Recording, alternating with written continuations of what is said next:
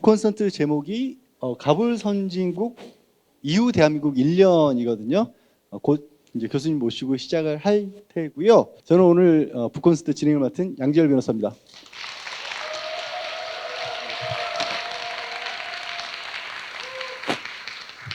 가불 선진국 책은 지난해 3월 25일에 나왔고 책은 읽어보셨죠? 혹시 막 책은 모르겠고 난 교수님 미모 보러 왔다 이런 분 계세요? 안 읽어보시고 교수님 그냥 미모 보러 오신 거예요? 너무 자신 있게 고개를 끄덕이신다. 뭐 괜찮습니다. 뭐 그것도 힐링이 될 수 있으니까요. 근데 이 책 내용은 얘기를 조금이라도 드리자면 교수님이 뭐 민정수석으로 법무부 장관으로 또 문재인 정부에 있으면서 어떤 성과들이 있었고 또 그 성과들을 우리 국민들은 어떻게 받아들이고 계신지 해외에서는 어떻게 평가하고 있는지 굉장히 객관적인 자료집입니다. 저는 사실 그 책을 처음 받아들여 봤을 때 이거 정책 만드신 분들이 참고해도 참 좋겠다라는 생각을 했었고요. 주된 주제는 가불이란 말, 뭐 지난번 처음 1년 전에 북콘서트를 하면서도 그런 말씀을 드렸는데 요즘은 잘 안 쓰는 말이지만 내가 신용이 너무 좋으니까 늘 다니던 단골집이니까 이 정도라면 오늘 하루쯤 외상으로 밥 먹게 해주세요. 이럴 때 썼던 말이잖아요. 이 말을 쓰신 취지는 우리가 경제적으로는 굉장히 선진국이라고 불릴 만한 뭐 경제, 외교, 뭐 군사 모든 부분에서 올라섰지만 실제 국민들의 삶에 있어서는 그만큼 발을 맞추지 못했다라고 판단을 하시고 우리 헌법에 나오는 사회적 권리라든가 복제와 같은 것들이 이게 반드시 뭐 단순히 국가의 시혜적인 어떤 은혜로운 게 아니라 대한민국 국민이라면 당연히 누려야 할 것이라는 인식의 전환도 필요하다. 그래야 진짜 선진국으로 갈 수 있다라는 그런 내용들을 담으셨던 거거든요. 담겨 있고요. 그런데 1년이 지난 지금 하필 이제 책이 나오고도 1년이 조금 더 지났죠. 또 내용을 짚어보는 것도 굉장히 의미가 있을 것 같고요. 이런 자리가 만들어질 수 있다라는 건 조국 교수님이기도 하지만 출판사에서 낸 책이잖아요.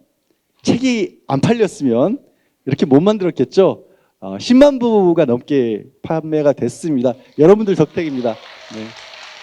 자, 이제 교수님이 숨을 충분히 고르셨을 것 같기 때문에 조국 교수님 모셔보겠습니다. 박수로 맞아주십시오.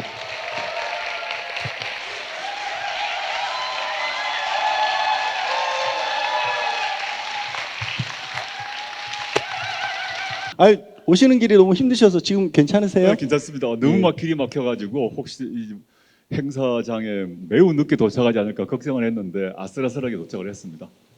와주셔서 감사합니다. 예.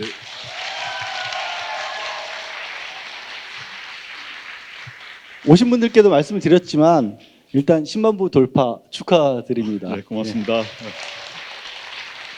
다른 책들도 최근에도 출간을 하셨지만 이 책이 가진 특별한 의미가 있기 때문에 이렇게까지 많은 분들이 찾지 않았을까 싶습니다만 일단 뭐 이 책을 냈을 때는 이제 그 제 책 서문에도 적혀 있습니다만은 지난 대선 직후에 뭐 이렇게 출간하게 된 것인데 그때 여러 가지 우려가 이제 있었습니다. 근데 우려가 1년쯤 지나니까 그 우려가 현실화된 것 같아서 마음이 좀 착잡하고 우리가 또 해야 될 과제가 무엇인지에 대해서 새삼 생각하게 되었습니다.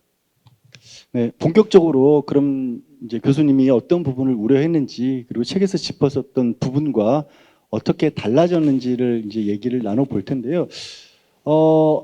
공교롭게 이제 책이 나온 지 1년이 조금 지났고 윤석열 정부가 출범한 지도 1년이 지났습니다. 지난 1년에 관한 총평을 서두에서 좀 시작을 해볼까 합니다. 어떻게 평가하실 수 있을까요? 제가 그 출판사 분에게 어떤 조선일보 기사를 한번 이렇게 보내드리면서 화면에 띄워달라고 했는데 이제 1년 평가를 하는데 조선일보에서 그 비정상의 정상화 1년이었다 이렇게 평가를 한 것 같습니다. 그 보수 언론의 입장이 아닌가 싶고 저는 저의 생각으로는 비정상의 정상화 1년이 아니라 비정상이 항상화되는 즉 비정상의 항상화 1년이었다. 비정상이 고착화되는 비정상의 고착화의 1년이었다라고 오히려 답하고 싶습니다. 사실 뭐 벌써 보신 분도 계실 수 있겠지만 문재인 대통령 다큐멘터리도 지난 10일에 마침 개봉을 했거든요. 문재인 대통령, 문재인 정부 때 그런 얘기들이 많이들 했었죠. 눈떠보니 선진국이라는 말이 나오는데 요즘은 눈떠보니 후진국이 됐다. 뭐 이건 좀 점잖은 표현 같고요. 더 많은 말들이 나오고 있습니다. 우리가 선진국이 되는 동안에 국민들이 감내해야 할, 국민들에게 부담시켰던 빚을 갚을 때가 됐다라는 취지의 책인데 네, 예. 못 갚고 있는 게 맞겠죠? 그러니까 제가 이제 가불선진국이라는 이름으로 책을 내었을 때는 그런 문제의식을 가지고 과거에도 살았고 또 문재인 정부를 마무리하면서도 그런 생각이 있었던 것인데 이제 문재인 정부가 이루었던 여러 가지 공과 과가 있단 말입니다. 그렇지만 이제 공과 과가 있고 또 문제점이나 한계가 있다 하더라도 대한민국이 뭐 무역 강국이 되었고 또 자유권 같은 경우 최고 선진국이 되었고 언론의 자유 지표도 높아지고 표현의 자유의 지표도 매우 높아지고 이런 것을 전제로 하면서 그랬는데 우리가 문재인 정부도 이루지 못한 게 있다. 그 사회권 분야다. 민생, 노동, 복지 이런 분야다. 이렇게 지적을 해서 이 책을 지을 때는 남은 과제를 우리가 해야 된다라고 이 책을 지었습니다. 그런데 1년이 지나다 보니까 문재인 정부가 이루었고 또 우리 모두가 당연히 생각했던 그 자유권 부분, 뭐 표현의 자유, 언론의 자유 이런 부분들도 거꾸로 가기 때문에 지금 마음이 참 복잡합니다. 이제 지금 각종 경제 지표가 나와 있을 것인데요. 상세한 설명은 제가 드릴 필요는 없을 것 같고 과거보다 그 경제 관련 지표가 모두 떨어지고 있다는 얘기는 언론을 통해서 다 보셨을 겁니다. 그 다음 거도 한번 보시면 통신사, 보수 언론 등에서 이제 공개한 것인데 무역 수지 같은 경우도 현재 우리나라가 198위 상태거든요.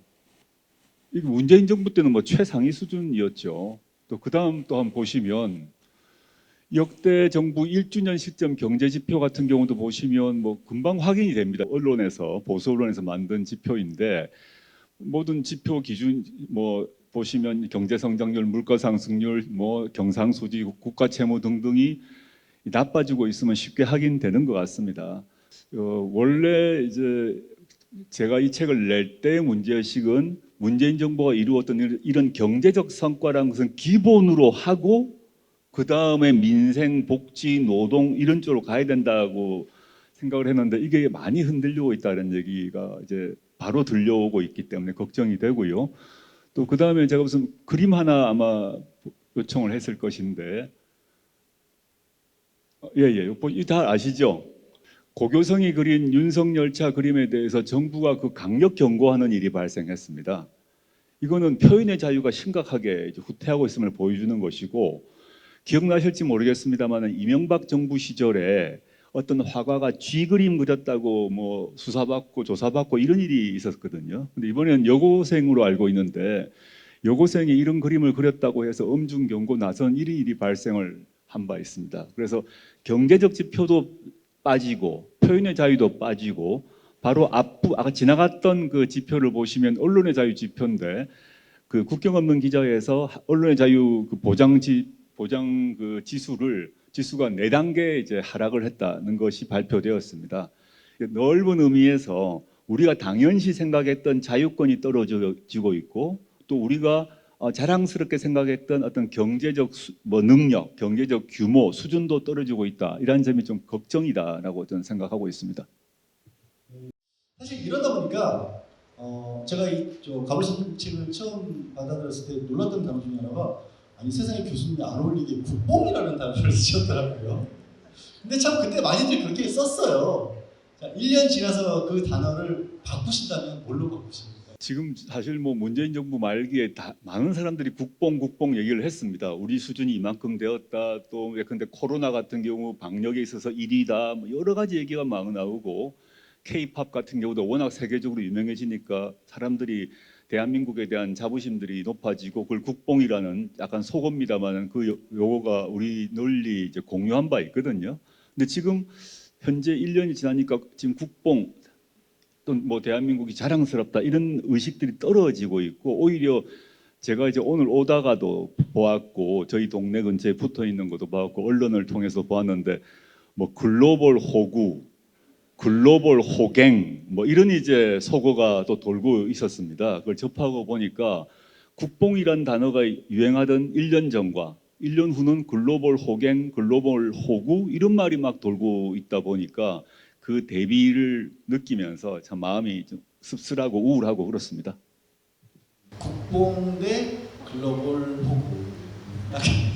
어쩌면 이제 더 말이 무슨 말이 필요할까 싶은데요.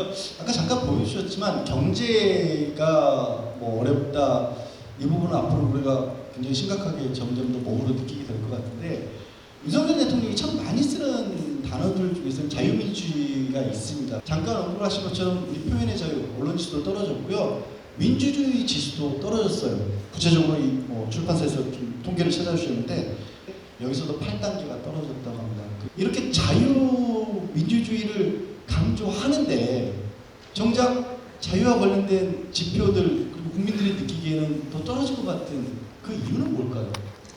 윤석열 대통령 또는 윤석열 정부의 인사들이 뭐 수도 없이 자유를 얘기합니다. 본인의 취임 사건, 각종 뭐 국무회의 발언 다 자유를 얘기하는데, 근데 객관적인 모든 자유 관련 지표, 언론의 자유, 표현의 자유 뭐 등등은 다 떨어지고 있거든요. 그러면 이분이 또는 이 정부의 인사들이 생각하는 자유가 우리하고 다른 거다라는 걸 쉽게 생각하면 될 것 같습니다.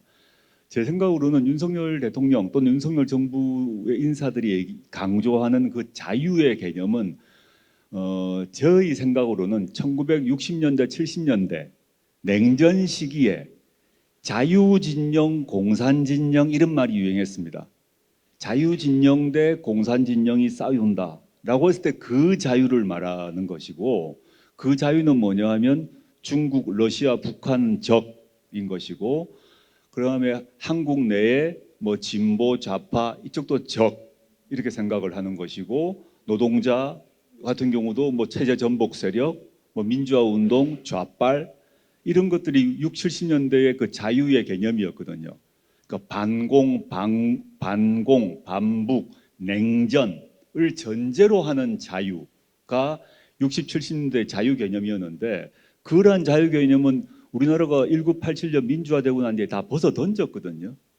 중국하고도 러시아하고도 북한하고도 계속 이제 교류하고 살고 있고 만나고도 살고 있고, 전혀 이제 그 북한과도 체제 경쟁 대상자라 생각하지 않고 살고 있습니다. 근데 언제부턴가 갑자기 이 자유란 말 자체가 매우 좋은 말인데 곰곰이 생각해 보게 되면 한국은 미국, 일본과 한편 먹고 북한, 러시아, 북한과 한편 대결을 해야 된다. 이렇게 선을 딱 긋는 전형적인 신냉전의 이데올로기다라고 저는 생각하고 있습니다. 네, 자유를 그렇게 이제 바라보고 있을 때 뭐 외교와 안보와 관련된 여러 가지 문제도 있지만, 또 현재 대통령이 검찰 출신이고 정부의 뭐 대통령실의 주요 요직에도 검사 출신들이 많이 들어가 있어서 이른바 검찰공화국이라는 그런 얘기를 하고 있지 않습니까? 그런 인식에 검찰 출신들까지 권력을 잡고 있다라는 부분이 또 우리들에게 주는 우려가 따로 있을 것 같습니다. 그 우려와 함께 그러면 이런 상황에서 어떤 식의 대안이 가능할까? 지금 당장은 아니더라도 검찰 권력에 대해서 여기에 대해서도 의견을 좀 주시면 좋겠습니다. 근래 들어 뭐 이제 언론에서 또는 야당에서 검찰 독재, 검찰 공화국, 검찰 왕국 이런 말들이 아주 많이 쓰이고 또 시민들도 그 말을 많이 쓰는 것 같습니다. 그러면 한편으로는 뭐 독재란 말을 뭐 굳이 써야 되냐? 우리가 다 대통령 직접 뽑았고 국회의원 뽑고 있고 야당이 탄압되는 것도 아니고 언론사가 문 닫는 것도 아닌데 이렇게 또 반박이 있을 수 있을 것 같습니다. 그런데 이게 이제 저는 이런 말을 이제 많이 하는데요. 우리가 이제 권력이 누구에게 있는가를 생각하면 전 두 가지를 보통 얘기합니다. 하냐면 국가 권력의 핵심적 자리를 어떤 사람이 쥐고 있느냐, 차지하고 있느냐 이 문제고, 이 말은 이제 대통령은 물론이고 그 다음에 쭉 주요 요직이라는 데가 있지 않겠습니까? 과거 군사 독재다라고 할 때는 군부 출신의 사람들이 핵심 요직에 다 있었습니다. 의사결정의 핵심은 그 민간인들이 아니라 군부의 핵심 사람들이, 그 당시 이제 하나회라고 했던 거죠. 하나회라는 출신 군부 독재가 전두환 정권 때 얘기입니다. 쥐고 있었던 것이고, 더 거꾸로 올라가서 박정희 정권 때 같은 경우는 권력이 어디에 있느냐 그러면 민주공화당에 있다라고 할 수 있지만 사실은 박정희와 청와대와 중앙정보부에 있었던 것이거든요. 즉 권력의 핵심 자리를 의사결정을 누가 하는가, 어느 집단이 하는가의 요체를 봐야 되는데 지금 언론 보도에 보게 되면 뭐 장관의 검사 출신이 많이 있다 또는 뭐 용산 대통령 비서실에 많이 있다라는 건 물론이고 전 너무 놀랐던 게 뭐냐면 국무총리 비서실장에 검사가 들어갔습니다. 그런 예를 들어본 적이 없습니다. 과거 이제 이낙연 총리, 김부겸 총리, 뭐 이제 그 문재인 정부 시기에 총리분들 보게 되면 그 총리께서 비서실장은 자기 사람을 쓰는 거예요. 왜냐하면 비서실장은 총리의 일거수일투족을 다 보는 사람이거든요. 뭐 이낙연 총리, 김부겸 총리, 뭐 정세균 총리 이런 분들은 자기 비서실장은 자기가 데려가는데 현 총리님 같은 경우는 자기와 아무런 관리 없는 검사가 있어요. 그럼 이 검사가 하는 일이 뭘까 한번 생각해 보십시오. 그다음에 교육부 장관 비서관으로 또 검사가 들어갔어요. 이렇게 하나하나 예를 들면 이제 권력의 핵심에 누가가 있고 공식적으로 장관, 차관 위계서열과 관계없이 의사결정을 누가 또는 어떤 집단이 하는가의 문제를 생각해 보면 과거에와 달리 압도적으로 검사 또는 검사 출신 인사들의 의사결정권이 높아진 거죠. 두 번째는 이제 권력이 어디에 있는가를 하면 누가 아까 요직을 쥐고 있는가 외에 보통의 시민들이 또는 어떤 정부의 반대 세력이 누구를 두려워하는가입니다. 유신 때 같은 경우는 제일 두려워한 게 중종이었어요. 지금은 다 없어졌지만 남산에 끌려간다 그러면 다 죽는 걸 알았어요. 그 여당이건 야당이건 박정희 대통령 욕하면 남산에 끌려가서 고문당했단 말입니다. 그 다음에 전두환 정권 때 같은 경우는 보안사를 겁냈어요. 보안사 끌려가서 죽기도 하고, 그 다음에 뭐 안기부 끌려가고, 군부 끌려가고, 군부에 끌려가서 혼나는 것, 중정에 가서 뭐 혼나는 것, 또 뭐 남영동 가서 고문 받는 것. 근데 지금 사람들이 보통 사람들의 마음에 또는 현 정부에 반대하는 사람들이 누구를 두려워할까? 압수수색, 체포 구속을 두려워하는 거죠. 저는 지난 1년에 보통 이제 새해가 바뀌면 교수신문에서 그 올해의 사자성어 얘기해서 하는데 저는 2022년 지난 한 해를 사자성어가 필요 없다. 저는 압수수색, 체포구속 뭐 이 아니었을까. 거창한 멋진만 말고 관통하는 그 개념은 넉자로 보통 얘기할 때는 저는 체포구속, 압수수색 이 관통하는 한이었다 생각하고 있습니다. 좀 길었습니다. 아닙니다. 그만큼 충분히 설명이 필요했고 다들 또 공감을 하실 것 같습니다. 이제 그러다 보니까 교수님 말씀하신 것처럼 이제 검찰 출신들이 요직에 있고 그분들이 의사결정을 하다 보니까 또 어떤 일이 벌어지냐면 사실 이 윤 대통령이 또 굉장히 좋아하는 단어 중에 하나가 법치거든요.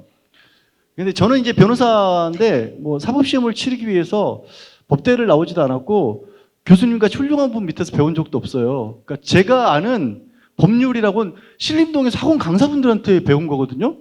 그러면 이거는 좌우가 있을 수가 없고 뭐 진보 보수가 있을 수가 없고 그냥 시험에도 나올 정도로 당연한 얘기잖아요.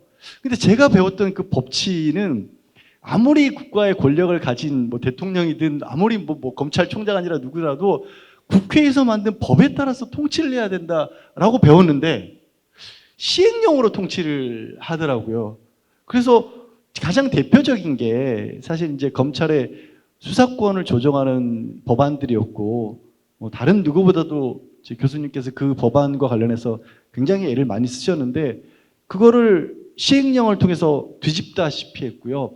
헌법재판소에서 그렇게 바꾼 검찰개혁 법안이 합헌이다라고 했는데도 지금도 여전히 달라지지 않았거든요. 제가 뭐 주제넘게 주저리 법 얘기를 했는데 교수님 앞에서 안타까웠어요. 이 사법개혁 이대로 좀 주지 않는 걸까요? 어떻게 보세요?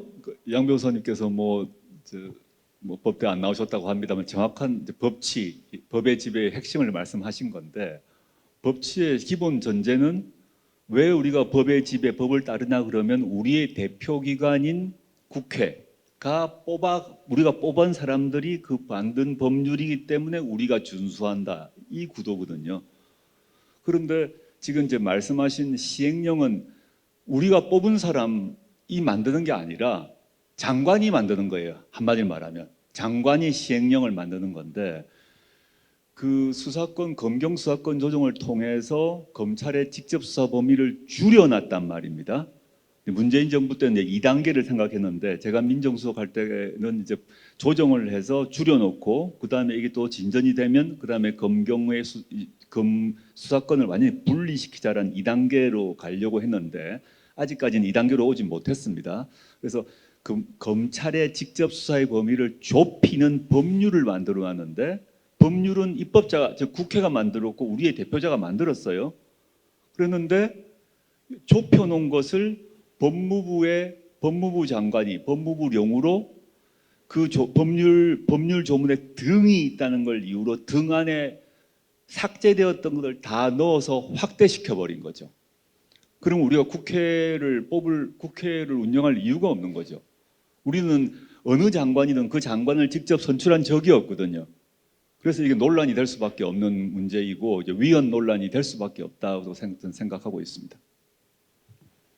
그런 상황에서 또 한 가지 이제 그 문재인 정권에서 어떤 뭐 검찰의 개혁 법안이기도 했고, 지나치게 힘이 독점돼 있는 것을 통제하기 위한 장치로서 공수처를 도입을 했는데, 기대와 달리 힘을 못 쓰고 있다는 지적도 참 많이 합니다. 그리고 이제 교수님께서도 책에서도 좀 미흡한 점을 지적을 해주셨는데, 그 원인과 함께 기대하는 분이 아직도 좀 많거든요. 그래도 그럼 뭐 만들어 놨고 하나라도 역할을 좀 해주길 바라는데, 어떻게 좀 힘을 실어줘야 될까요?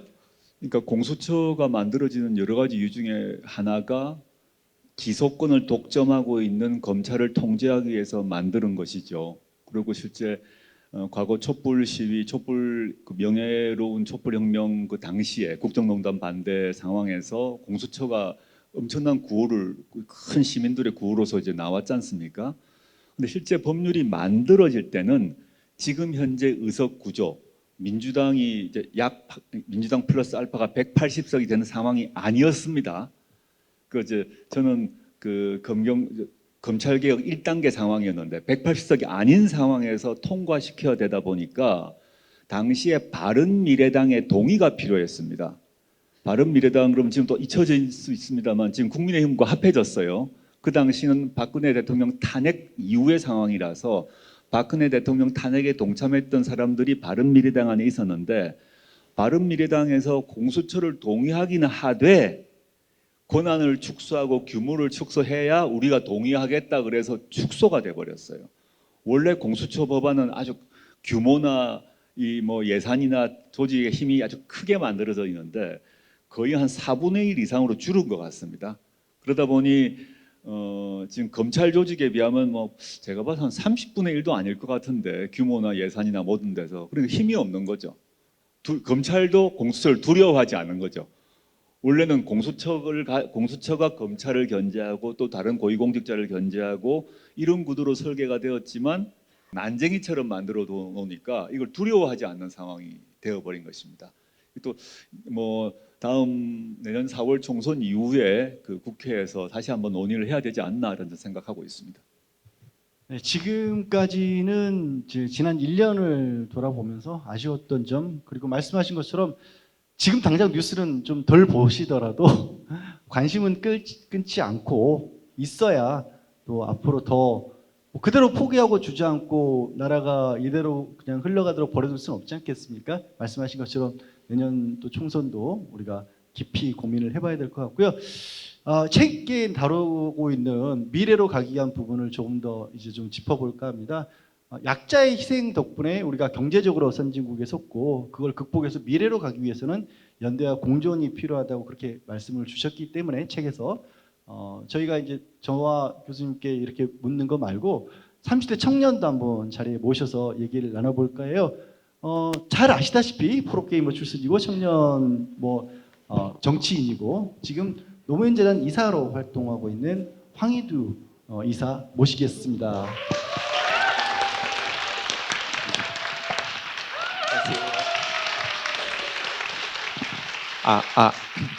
네, 안녕하세요.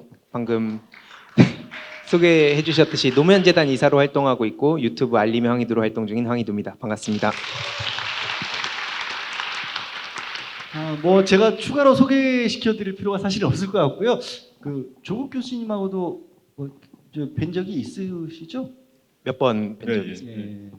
요즘에 워낙 우리 그 황희도 이사가 바쁜 건 다들 아시죠. 제가 봐도 뭐 이렇게 잠은 자고 다니나 늘 걱정하지만 저 나이면 연애도 해야 될 텐데 뭐 이런 걱정도 하고 있고 요즘 뭐 쓸데없는 걱정이었고요. 요즘 어떻게 지내세요? 뭐 하고 지내세요? 요즘 네. 네, 감사합니다. 네, 그 공부 모임 아바나라고 같이 그 민주당의 미래 혹은 더 나아가서 사회의 미래에 고민을 같이 하고 있는 청년들하고 공부 모임도 하고 강의도 다니고 전국을 한번 돌았거든요. 그리고 방송하고 있고 그렇게 지내고 있습니다. 너무 부끄러워하지 마시고요.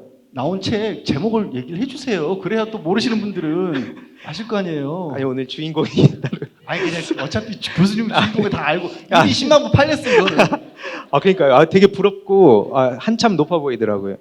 아니 꼰대 정치의 위기 90년대생의 정치질이라는 제목으로 책을 냈는데 뭐 자세한 내용들은 뭐 제가 여기서 말씀드리긴 그렇지만 그냥 우리가 앞으로 어떤 방향으로 갔으면 좋겠나 그냥 제 고민들을 좀 담아서 에세이식으로 가볍게 썼습니다.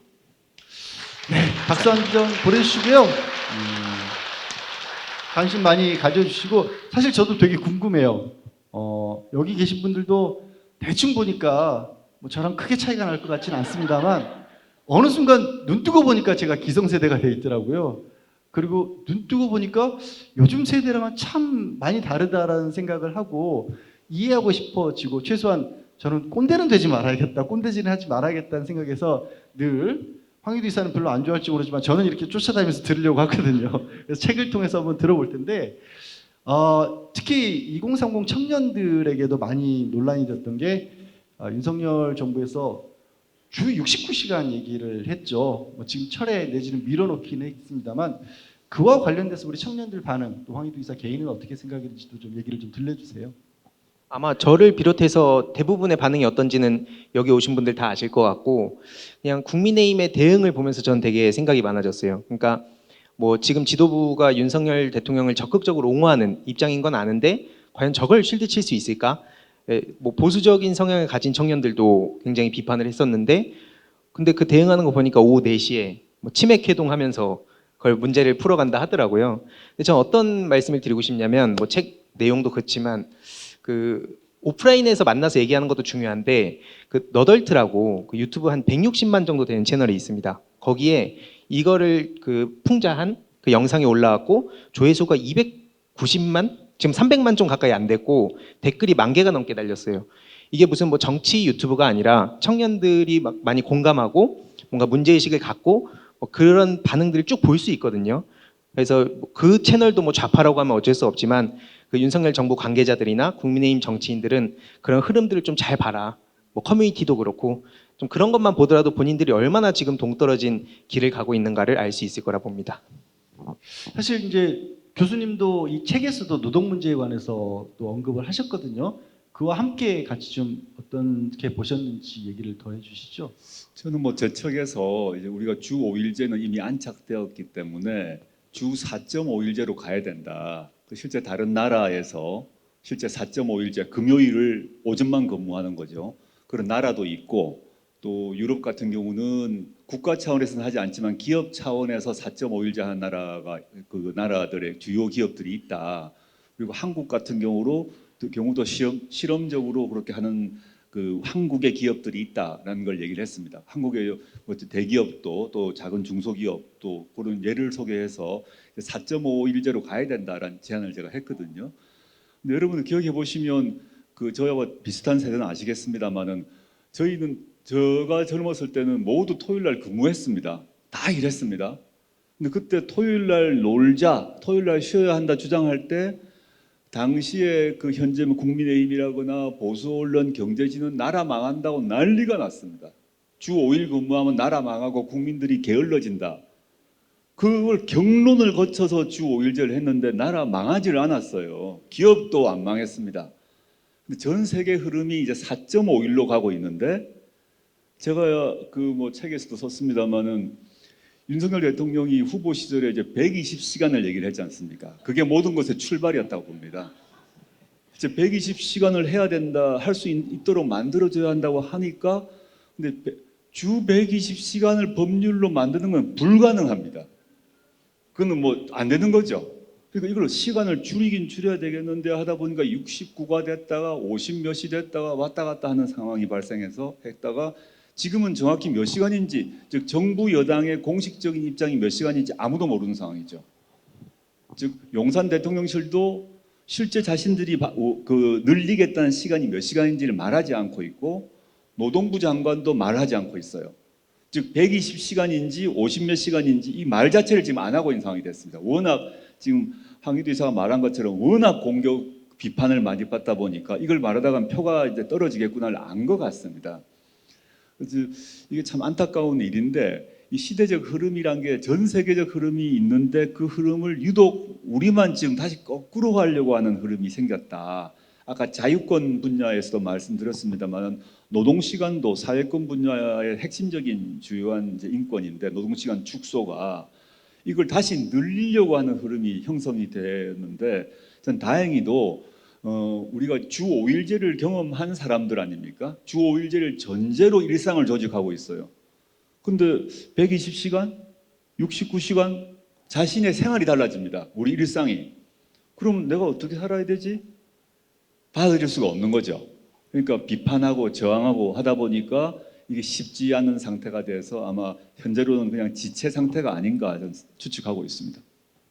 청년들이 받아들일 때를 보면 때로는 이제 뭐 기성세대가 보기에는 정치적 이슈에 둔감한 것 같지만, 또 이런 문제에 있어서는 굉장히 그 핵심을 잘 뚫어서 한참 69시간 말이 나올 때 표 돌아다녔잖아요. 시간표, 뭐 근무 기절, 뭐 이렇게 근무 다들 그거 보셨죠? 그런 걸 참 잘 파악해서 내는 것 같아요, 청년 세대들이. 그러니까 민주 진보 진영이 앞으로 방금 말씀 주셨듯이 이게 내 문제라고 와닿게 만드는 걸 좀 고민을 할 필요는 있을 것 같아요. 그러니까 그동안 우리가 이 방향으로 가야만 하니까 뭐 당위를 앞세운다거나, 혹은 우리가 가지고 있는 어떤 내용들이 팩트다라고 팩트 논쟁을 한다거나, 혹은 우리는 진정성을 갖고 있으니 뭐 서민들 약자들을 위하니 이걸로 이제 여태까지는 승부를 봤다면 그것만으로는 한계가 뚜렷해졌다라고 전 생각을 해서, 방금 말씀 주셨던 69시간이나 최근 뭐 일본과의 관계, 정치 저관여층인 친구들도 거기엔 굉장히 예민하게 반응하더라고요. 이게 곧 내 미래이자 결국엔 우리 사회에도 어떤 영향을 끼치는가를 다들 알고 있기 때문에 청년들을 막 너무 요즘 막 정치에 관심이 없고 무식하고 뭐 이렇게 볼 게 아니라, 이 친구들 그럼 여태까지 왜 관심을 안 가졌는가? 그럼 가지게 할 거면 어떻게 해야 될 것인가? 그걸 위해서 저는 정보 유통 창구가 지금 어떤 식으로 분산되어 있는지를 파악하고, 여론 형성은 주로 어디서 어떻게 이루어지나 이것도 같이 파악하는 게 필수다. 그렇게 생각을 합니다. 이거는 정말 우리 혹시 민주당 관계자분들이 보신다라면 이런 목소리는 항상 주의 있게 좀 듣고 꼭 반영을 했으면 하는 바람이 좀 듭니다. 근로관계 얘기를 좀 이어볼 텐데요. 사실 이 교수님이 가불 선진국이라고 지은 책의 제목대로라면 우리가 가불을 할 수 있었을 때 가장 큰 기여한 건 다름 아닌 근로자들이죠. 그렇죠. 네. 근로자들인데 희한하게 또 대한민국에서는 근로자, 노동 이런 얘기가 나오면 내일이 아닌 것 같다라는 생각들을 하기도 하고요. 또 국회에서 법 하나 만드는데도 굉장히 힘들어 보여요. 지금 중대재해처벌법은 그래도 시행이 됐지만 노란봉법 아직도 국회에서 논의를 하고 있고요. 올해가 아니라 이번 달 1일이 노동절 근로자의 날이었는데, 그날 우리 대통령은 노동 세습이 이루어지고 있다 이런 얘기를 하면서 노동 개혁을 하겠다 이거를 오히려 강조를 했거든요. 대한민국에서는 왜 이렇게 노동과 관련된 문제를 풀어나기가 어려운지 어떻게 생각하세요? 이게 이제 노동이란 단어 자체도 우리가 노동절이란 말을 이제 근래선 썼지만 과거에는 다 근로의 날 뭐 이렇게 썼거든요.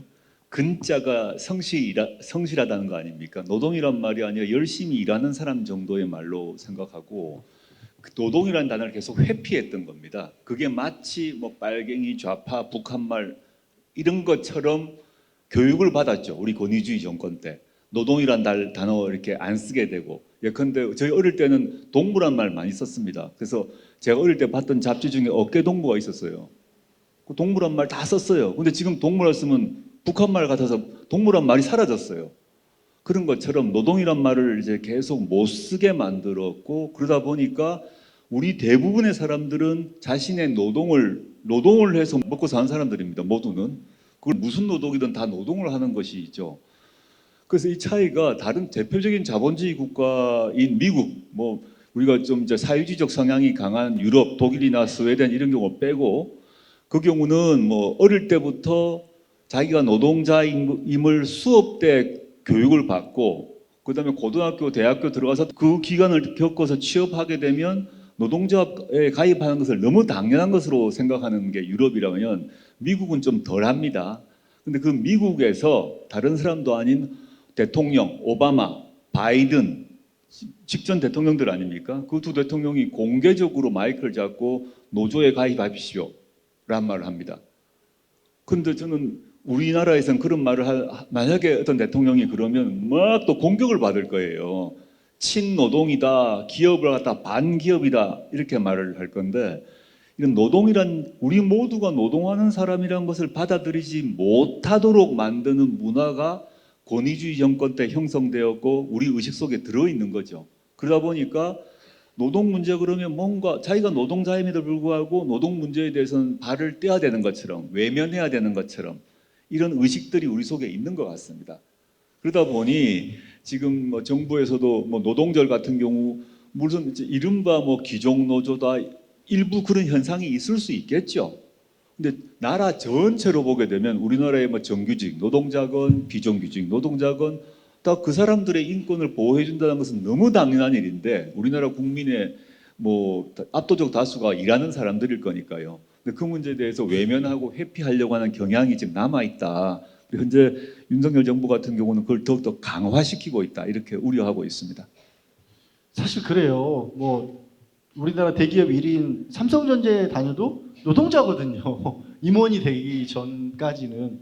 그런데도 말씀하신 것처럼 알게 모르게 왠지 나는 아닌 것 같다는 착각들을 하게 만드는 것 같은데, 황 이사 생각하기에 요즘 청년들, 황 이사는 또 어떻게 생각하세요, 이 문제는? 앞에 말씀하신 거 다 공감을 하고, 저는 최근에 좀 충격을 받았던 게, 뭐 노동절 말씀도 해주셨는데 그날 뭐 갈라치기 하는 것뿐만 아니라 그 한 분이 분신을 하셨잖아요. 근데 제가 왜 충격을 받았냐면, 뭐 윤석열 정부가 노동 탄압하고 갈라치기 하고 이거는 뭐 다들 아시는데, 그 전태일 열사께서 53년 전에 돌아가실 때 근로기준법 준수하라 하시고 우리는 기계가 아니다 이런 말씀하셨잖아요. 근데 그냥 이제는 기사 몇 줄 나오고 지나가더라고요, 이 상황이. 그러니까 저도 이걸 공부를 쭉 하다 보면 전태일이라는 인물이 대한민국 역사에서 얼마나 큰 역할을 했고 상징적인 인물인가를 다들 아실 거라 보는데, 이번에 돌아가신 분은 그렇게 기사 몇 줄 나오고 지나가고, 최근에 뭐 SPC 계열에서도 또 비슷한 일이 있고 한데도 그냥 기사로 소비하고 밑에 뭐 중대재해처벌법 어쩌고 저쩌고 그냥 기사 한 줄 들어가고 끝나고. 그러니까 이게 우리가 무뎌진 건가? 그러니까 이건 사실 정치권을 비판 충분히 저도 해야 된다 보고, 중대재해처벌법 누더기 되는 거 저도 되게 아쉬운데, 그럼에도 불구하고 또 민주당에서든 또 진보적인 정당에서든 그걸 끌어내기 위해서 좀 내줄 건 내주는데, 결과적으로는 또 뭐 누더기 됐다, 뭐 저 사람들 다 정치인 썩었다, 이런 걸 또 일각에서 유도하는 거 아닌가. 그래서 저는 정치권에 대한 비판도 중요하지만 이 많은 국민들이 계속 관심을 가져야 뭐 50발자국 갈 걸 60발자국 가고 하는데, 그냥 너무 때로는 정치권 욕만 하고 끝나는 거 아닌가. 그래서 이번 그 돌아가신 분을 보면서 각자 한 번쯤은 좀 돌아보셨으면 좋겠다는 생각도 듭니다. 그러게요. 그 아픈 일들이 많으면 우리가 살기 위해서라고는 하지만 저절로 또 둔해지는 경우들도 있는 것 같아요. 결코 둔해져서는 안 될 문제마저도 둔해지고 눈을 감고 있는 건 아닌지 하는 생각도 잠깐 듭니다. 그 황희도 이사가 제가 좀 이거 뭐 존경스럽다라고 생각을 했던 게, 지난번에 이제 다른 어떤 자리에서 얘기를 하다가 본인이 이렇게 정치 활동이라고 해야 될까요? 이런 것들 하는 이유가 자기 자리를 찾기 위해서, 특히 청년들이 굉장히 중요한 위치에 있고 우리나라를 이제 살아갈 세상이잖아요. 근데 너무 무관심하고 하기 때문에 자신은 다른 욕심이 있는 게 아니라 그 친구들하고 같이 공부하고 알리는 거를 하고 싶다라고 하더라고요. 그리고 그게 그냥 하는 말이 아니라 진정성 있게 느껴져서 참 대단하다라는 생각을 했는데, 요즘도 청년들 부지런히 만나고 있죠. 네네, 아까 말씀드린 공부 모임 그 아바나 친구들하고 막 최근에 봉화도 다녀왔고, 그냥 지역에 있는 청년들이 현실적으로 교류를 하는 게 어려운 것도 또 있어서 그 문제 어떻게 풀어갈까 이런 고민도 하고, 특히 뭐 앞에 조국 장관님도 계시지만 제가 여기까지 오게 된 거는 진짜 막 나라를 위해서 이런 것보다도 이명박에 대한 분노가 처음에 제일 컸던 것 같아요. 제가 사실은 제가 진짜 최근에 너무 걱정이 되는 게 김관진. 저는 그 심리전, 여론전 분야가 프로게이머 출신으로서 얼마나 이게 전쟁에서 크게 쓰이고 이게 절대 국민을 향해서 안 되는지를 잘 아는데, 그때 그 막 사이버 사령부에서 장난치고 이게 단순히 댓글 남기는 차원이 아니라 국민들 갈라치게 하고 전직 대통령까지 그렇게 돌아가시게 만들었던 짓을 했던 사람이 이번에 원세훈 전 국정원장도 그렇고 다 풀려났거든요. 그렇다는 것은 지금 윤석열 정부에서 이명박 정부 때 냄새가 많이 나는데 이런 일이 다시 안 벌어질 거라고 누가 확신할 수 있을까? 만약 벌어진다면 우리는 거기에 대비할 수 있을까? 특히 지금 이 시점은 많은 분들이 정치 뉴스를 보기도 싫다고 다 관심을 끊고 있는 상황인데 이거 어떻게 될까? 저 정말로 걱정이 돼서 오늘 그 말씀 또 꼭 드리고 싶었습니다. 사실 이제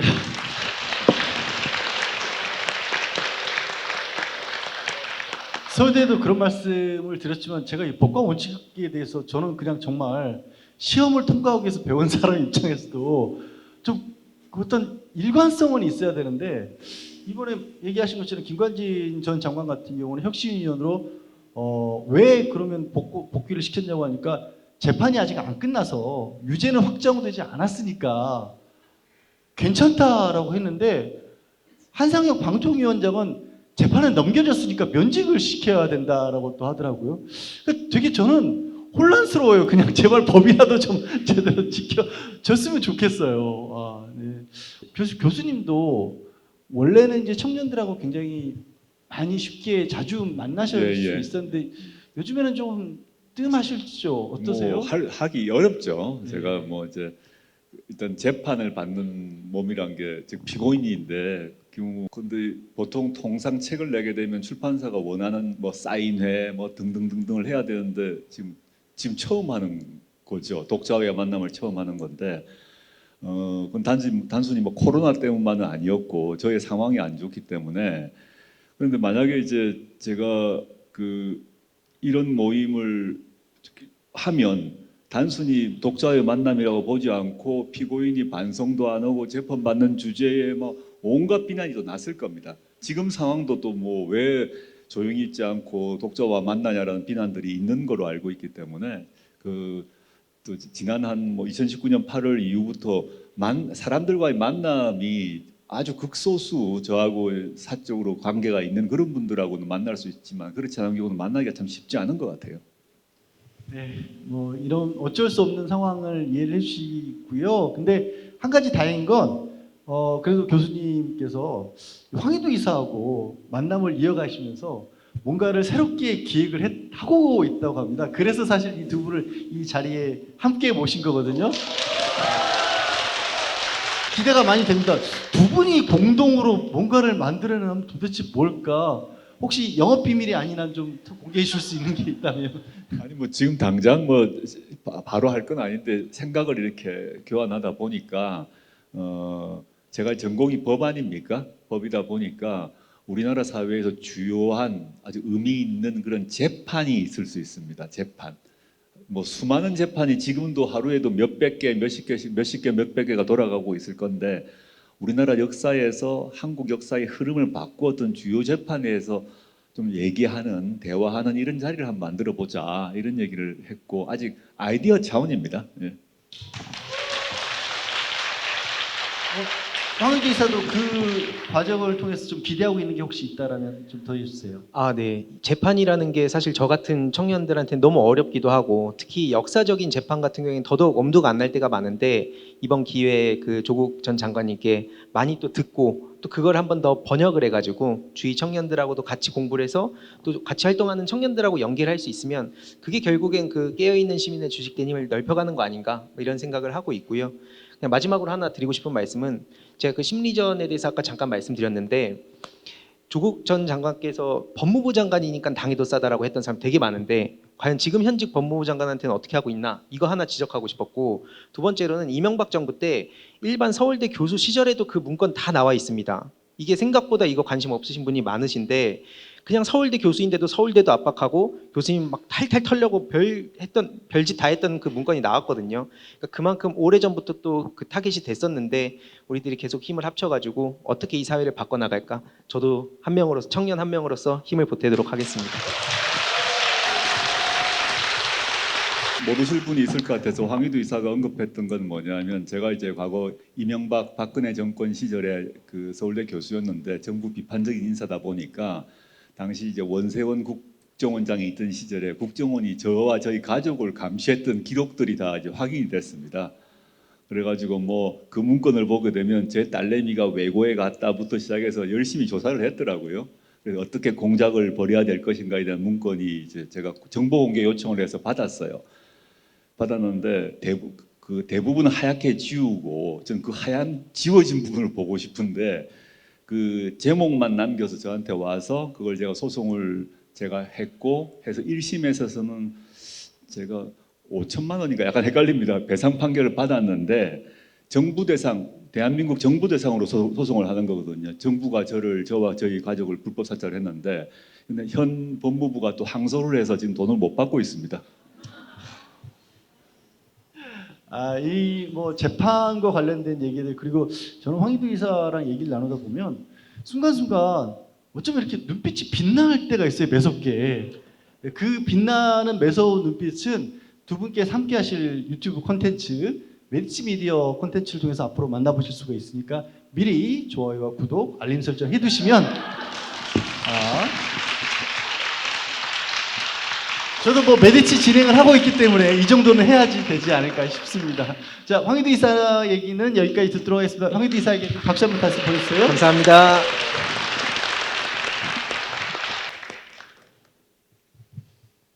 저희는 아까 이제 사회적 권리, 사회권과 관련된 얘기, 특히 이제 노조 얘기를 하면서 근로의 권리도 얘기를 했는데요. 조금 더 이어가 보도록 하겠습니다. 뭐 노조와 관련돼서 왜 우리가 어떤 부정적인 인식을 갖고 있는지에 대해서는 교수님께서 잘 짚어주셨는데, 이런 내용이 또 최근에 논란이 한번 됐어요. 가사 근로자법 개정안. 그래서 외국인 근로자에게는 최저임금을 적용하지 말자라는 얘기가 있었죠. 그게 이제 저출산 대책 중에 하나였을 겁니다. 가사 도우미로 저렴하게 이렇게 일할 수 있도록 해줘야 아이를 많이 낳겠다라는 발상에서 그런 얘기가 나왔는데, 이제 교수님은 책을 통해서 이런 얘기, 이제 헌법에서도 이런 게 나오는 게 합니다만, 설령 시민으로서의 권리가 없다고 하더라도 인간의 권리는 인정하는 것, 그리고 그러면서 두 권리 사이를 줄여나가야 한다라고 말씀을 주셨거든요. 이게 자꾸 뭐 정부라든가 뭐 일부 지방 정치권에서 오히려 국민들에게 차별을 부추기는 경향이 있습니다. 이런 시대를 극복해 나가기 위해서 필요한 자세라고 할까요? 그걸 좀 얘기해 주세요. 그러니까 지금 그 가사 노동자 또는 육아 도우미 경우, 뭐 예를 들어서 뭐 필리핀 여성, 베트남 여성을 쓰게 하는데 그 임금의 가격을 현재 최저임금보다 반토막을 내서 하게 되면 둘 다 좋지 않냐, 이런 주장을 그 작은 정당인데 조모 의원이 한 바가 있어요. 저는 경악을 했습니다, 사실은. 이게 뭐냐면 지금 우리가 최저임금법이 적용됩니다. 최저임금은 우리 모두에게 다 적용되는 겁니다. 우리 국민들이라면 누구든 다 적용됩니다. 그 나이가 많건 나이가 적건 남자든 여자든 어느 지역에 있건. 제주도도 제주도 최저임금하고 서울 최저임금 똑같습니다. 근데 그걸 또 분리하자고 하는 주장도 있다가 그건 다 깨졌어요. 그럼 애초에 말이 안 되는 얘기이기 때문에 국민을 차별하는 거 아닙니까? 제주도 임금하고 서울 임금이 부산 임금과 광주 임금이 다를 수는 없죠.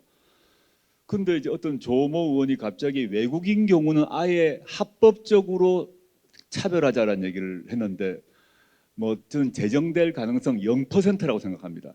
인기몰이는 할 수 있을지 모르겠습니다. 저 0%라고 생각하는데, 만약 그런 그 생각이 현실화된다면 어떤 사회가 벌어지냐 하면 이제 국민들이 등급화되는 겁니다. 예를 들어서 뭐 따옴표 친 순혈 한국인은 가장 높은 임금 받고, 그 밑에는 백인 노동 외국인 받고, 그 다음에는 뭐 고려인 받고, 그 밑에는 유색 인종 외국인 노동자에서 임금을 차별해서 하자라고 하는 발상으로 가기 딱 좋은 아이디어인 거죠. 외국인이 왔으면 그 사람들 반 쳐서 주면 되는 거 아니야? 지금 우리 사회가 그럴 게 아니라 지금 출산율이 저하되고 있다라고 하면 출산율을 높일 방식이 뭐 최근에 보니까 희한한 뭐 제안들이 많이 있던데, 그런 제안, 그게 아니라 여성들이 또는 젊은이들이 결혼을 쉽게 해 하고 원하고 하려면 집 문제, 그다음에 보육 문제, 이 문제가 해결해줘야 애를 놓을 거, 결혼하고 애기를 놓을 거 아닙니까? 그거 없이 외국인 노동자의 임금을 반으로 낮추면 부부들이 결혼을 해서 빨리 애를 놓을 거다. 이 인과관계도 저는 입증이 안 된다고 봅니다. 부부가 결혼해서 그 집, 장기 임대주택이건 또는 은행 대출을 받아서 집을 소유로 하든 어떻든 간에 집 문제, 육아 문제 같은 경우 지금 쉽지 않거든요. 이 해결 방식을 도입을 해야지 육아 문제, 출산 문제가 해결되는데, 저는 아주 희한한 방식의 제안이었다 생각하고요. 그다음에 양 변호사님이 말씀하셨고 뭐 제 책에서도 얘기를 했습니다만, 우리는 이미 외국인들과 한국의 외국인 노동자도 엄청나게 살고 있습니다. 안산이나 또 농촌 지역의 약간 어려운 쪽에 일하는 사람들 말고도 서울만 하더라도 외국인들이 수도 없이 만나고, 여러분들 유튜브 들어가 보시면 한국에 들어와서 이렇게 한국에 정착하려는 사람들이 엄청나게 많습니다. 즉 이미 한국 사회가 이미 다민족 사회로 조금씩 이동하고 있기 때문에, 저는 가능하면 빨리 영주권 제도를 활성화해서 줘야 된다. 영주권을 많이 주고, 당장은 고려인, 조선족, 우리 뭐 굳이 핏줄 개념으로 따지자면, 같은 민족 개념으로 따지자면 그런 분들이라도 빨리 들여서 우리 인구를 늘리려면 오히려 전 영주권을 빨리 드려야 될 것 같다, 이런 생각하고 있습니다. 예, 뭐 지금 여러 가지 그 책에서도 언급하고 있고, 특히 이제 우리가 사회적 권리라고 하는 부분들 얘기를 이어나가고 있는데요. 이 사회적 권리에 대해서 아마 이 정부에서는 특히 복지와 관련돼서 얘기를 하면 가장 많이 나오는 단어가 포퓰리즘이었던 것으로 저는 알고 있습니다. 뭐든지 그냥 포퓰리즘이다. 그리고 특히 현금성 복지는 절대로 있을 수 없다. 그거 돈 주면 애들 일 안 한다. 뭐 이런 식의 인식이거든요. 그런데 교수님은 이 책에서 그동안 우리 이만큼 성장했으면, 나라가 이만큼 경제로 성장을 했으면 이제 국민들이 뭐 어느 정도까지 좀 올라와서 기본적인 삶을 갖추는 건 당연한 권리다라고 어찌 보면 정반대되는 그렇죠. 주장을 펴고 네, 네. 있는 거거든요. 다시 한번 이 상황에서 복지와 관련된 이 정부의 입장과 배치된다는 상황과 함께 좀 다시 한번 강조를 좀 해주시죠. 얘기를 설명을 좀 해주시죠. 그러니까 뭐 어려운 말로는 뭐 보편적 복지 정책이라거나 또는 뭐 기본소득이라거나 이런 말로 이렇게 많이 사용되는 건데, 예를 들어서 설명을 하겠습니다. 우리가 개발도상국 시대 같은 경우, 뭐 70년대, 80년대 같은 경우 고도성장기입니다. 1년에 뭐 7%, 8%, 10% 증가하기 때문에 일자리도 늘어나고 우리 임금도 늘어나고 성장이 계속되고 경제 규모가 크기 때문에 뭐 복지 문제에 대한 생각들이 약했어요. 왜냐하면 우리가 경제 규모가 커지니까 임금도 커지고 높아지고 하다 보니까 내가 사는 아파트가 한 칸 더 넓어지고 자동차 크기가 배기량이 커지고 옷도 좀 좋아지고 먹는 단백질 섭취량도 높아지고, 이런 시대를 고도성장기를 거친 겁니다. 근데 우리는 이미 고도성장기가 끝났어요. 한국 사회는 경제적 모든 기준으로 선진국이 됐거든요. 제 책에서도 밝혔습니다만, 국제기구에서 한국은 선진국이라고 선언을 했습니다. 근데 선진국이 좋은 점도 있지만 선진국의 문제는 고도성장 시대가 끝난 겁니다. 고도성장이 안 됩니다. 이제 옛날처럼 뻥뻥 뛰어 올라가는 시대가 아니면 어떻게 그럼 할 것인가, 문제가 남습니다. 경제 성장이 안 될 때 그러면 우리가 이제 어떻게 이 규모는 커졌을 때 이 문제를, 저는 경제학자이도 아니고 전문가도 아닙니다만은 법과 제도를 공부했던 사람으로서 여러 나라의 경험을 보게 되면 그 경우는 내수를 높여야 되거든요. 내수를 높이는 방식 중에 하나가 보편적 복지 또는 기본소득 아닙니다. 보편적 복지나 기본소득이라는 게 단순히 사람들에게 돈 나눠줘 가지고 그 사람들에게 뭐 돈 받아서 술 사 먹고 뭐 놀러 다니자, 이런 단순한 이런 게 아니라, 그 보편적 복지를 강화를 하고 또 기본소득이 이루어지게 되면 내수가 이루어져 가지고, 내수가 이루어진다는 얘기는 자기에게 일정한 현금이 들어오게 되면, 또는 현금이 들어오지 않는다 하더라도 예를 들어서 무상급식이라는 거 지금 다 하고 있습니다. 무상급식 예를 먼저 들어보겠습니다. 과거 오세훈 시장이 시장 그만두게 된 계기가 이겁니다. 기억나시죠? 그때 무상급식 또는 뭐 의무급식에 대해서 맞다고 보는데 이걸 하게 되면 나라가 망한다고 난리가 났습니다. 또 잘 기억해 보세요. 그래서 오세훈 시장이 이거 결사 반대하고 내 직을 걸고 반대하겠다고 하다가 실제 그만뒀지 않습니까? 근데 지금 전국의 지방자치단체에서 국민의힘이 지방자치단체를 하고 있는 그 지역에도 다 의무급식 합니다. 의무급식은 뭐냐면 국가가 돈 대 가지고 밥을 먹이는 거 아닙니까? 그럼 그 이전 개념은 왜 국가가 쓸데없이 돈을 써가지고 돈을 낭비를 하지? 집에서 자기 도시락 싸와야지, 이런 게 지배적 시대였어요. 근데 지금은 무상급식 또는 무상교복으로 가죠. 우리는 교복 옛날에 다 사 입었습니다. 근데 지방자치단체별로 교복을 다 공짜로 줍니다. 왜 공짜로 주지? 이런 생각이 들 수 있지 않습니까? 근데 그 급식을 공짜로 받으면 뭐 두 가지 이득이 있겠죠. 하나는 집에서 어머니, 특히 여성들이겠죠. 한국의 경우는 부담이 확 줄죠. 그럼 그 시간을 딴 데 쓸 수 있겠죠. 그 주부가. 그 다음에 돈이 줄겠죠. 돈을 안 들면 그 돈으로 다른 걸 살 수 있지 않겠습니까? 다른 곳에 소비를 하겠죠. 그럼 그 분야가 살아나는 거라고 이제 볼 수 있습니다. 좀 얘기가 긴데 제가 외국 예를 하나 들어보자면 최근에 브라질 대통령으로 재선된 룰라가 있습니다. 룰라 대통령이 노동자 출신의 대통령으로 대통령 되고 난 뒤에 거기도 우리나라만큼 이 진보 보수의 정치적 전쟁이 격렬한 나라인데 뭐 이제 대통령이 그만두고 난 뒤에 그쪽에 일종의 검사인데 정확히 이제 치안 판사라는 사람이 수사를 들어가서 룰라를 감옥에 넣고 뭐 이러다가 아주 이제 무죄 석방되고 거의 1년쯤 감옥에 있었던 걸로 기억납니다. 무죄 석방되고 지금 대통령이 됐어요, 다시. 근데 룰라가 대통령이 되자마자 했던 게 지금식으로 얘기하면 이제 기본소득 같은 걸 한 겁니다. 모든 국민 브라질 가구당 돈을 쫙 다 나눠줬어요. 그때 나라 망한다 그랬습니다. 또 마찬가지로. 브라질도 상당한 규모의 큰 나라입니다. 근데 룰라가 뭐라고 그랬냐면 이 돈을 왜 우리 국민들에게 못 나눠주냐라는 이제 당위론 외에 이렇게 나눠주게 되면 이게 경제 활성화에 도움이 된다라고 이제 얘기를 했고 실제 활성화돼서 룰라 시기에 브라질 경제 성장이 높이 됩니다. 제가 다른 어떤 장소에도 그런 얘기를 했는데 룰라가 그 정책을 설계하면서 하나 그 돈을 그 가구 단위로 지급을 하는데 딱 조건을 잡니다. 뭐냐면 반드시 그 가구의 여성 주부의 계좌로 입금하는 조건이었어요. 남자에게 주면 뭐 우리나 술 먹거나 노름하거나 뭐 딴짓하거나 할 가능성이 있다고 룰라가 본 것 같아요. 본인도 남성이지만 그러니까 뭐 그분이 남성이라서 뭐 브라질 남성이든 한국 남성이든 어떨지 모르겠는데 뭐 노름하러 갈 수도 있고 뭐 친구들한테 술 사줄 수도 있고 뭐 야구장 가서 쓸 수도 있고 할 수 있지 않습니까? 그런데 그 돈을 여성의 계좌로 딱 입금합니다. 그 여성이 그 돈을 쥐고 경제를 운영하도록 설계를 했어요. 그래서 뭐 그것 때문인지는 모르겠지만 브라질 경제가 성장한 것은 팩트로 확인됩니다. 네, 뭐 브라질이나 대한민국이나 사람 사는 데는 똑같나 봐요, 그렇죠?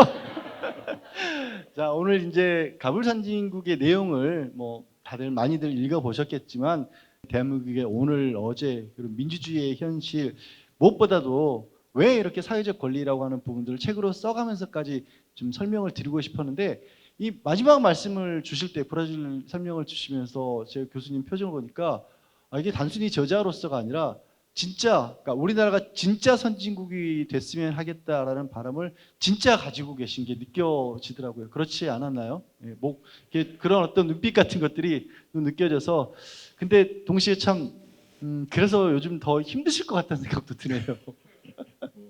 그 뭐 제가 이제 종종 그런 얘기합니다만은 재판 받는 몸이란 거는 옛날로 얘기하면 이제 발에 족쇄 차고 목에 칼을 쓴 상태이고요. 또 비유를 할 때 그 어디 조선 시대로 얘기하면 유배 또는 귀양간 상태에서 위리 안치된 상태다라고 얘기합니다. 그럼 사람을 못 만나게 돼 있습니다. 유배가 되게 되면 유배를 시키고 그 탱자나무로 가시 있는 가시나무로 둘러싸게 하고 난 뒤에 이 집이 누구 집이다라고 하고 하는데 못 만나게 합니다. 그런 느낌입니다. 좀 뭐 약간 조선시대 봉건시대 비유라서 이상하긴 합니다만은 이제 굳이 그때 비유하자면 뭐 형조 판서 됐다가 갑자기 죄인이 돼가지고 뭐 함흥이나 제주도나 뭐 지금 강진에 어디 지금 들어가 있는 상태이죠. 그러니까 사람들 자꾸 만나면 왜 사람 만나냐고 또 공격을 받는 셈이죠. 갑자기 조선시대 같으면 거기 있다가 해배, 즉 유배가 풀려서 뭐 돌아오기도 하고, 안 그러면 가만 앉아 있는데 금부도사가 와가지고 사약을 주기도 하지 않습니까? 그런 상황에 있다. 그러다 보니 제가 그 이전보다는 활동이 대폭 줄 수밖에 없는 상황이다라고 이제 보고요. 그래서 사람의 만남도 좀 제한적일 수밖에 없고, 뭐 예컨대 정치적 발언은 더 조심해야 되고, 이번 이런 행사 같은 경우는 책을 계기로 하는 행사이기 때문에 뭐 제 직업이 일종의 지금 봐선 작가 아닙니까? 그래서 책을 낸 사람으로서 하는 여러 가지 활동들이야 뭐 자연스럽게 해도 되겠다 싶어서 지금 하고 있는 중입니다. 박수 한번 주시고요. 자,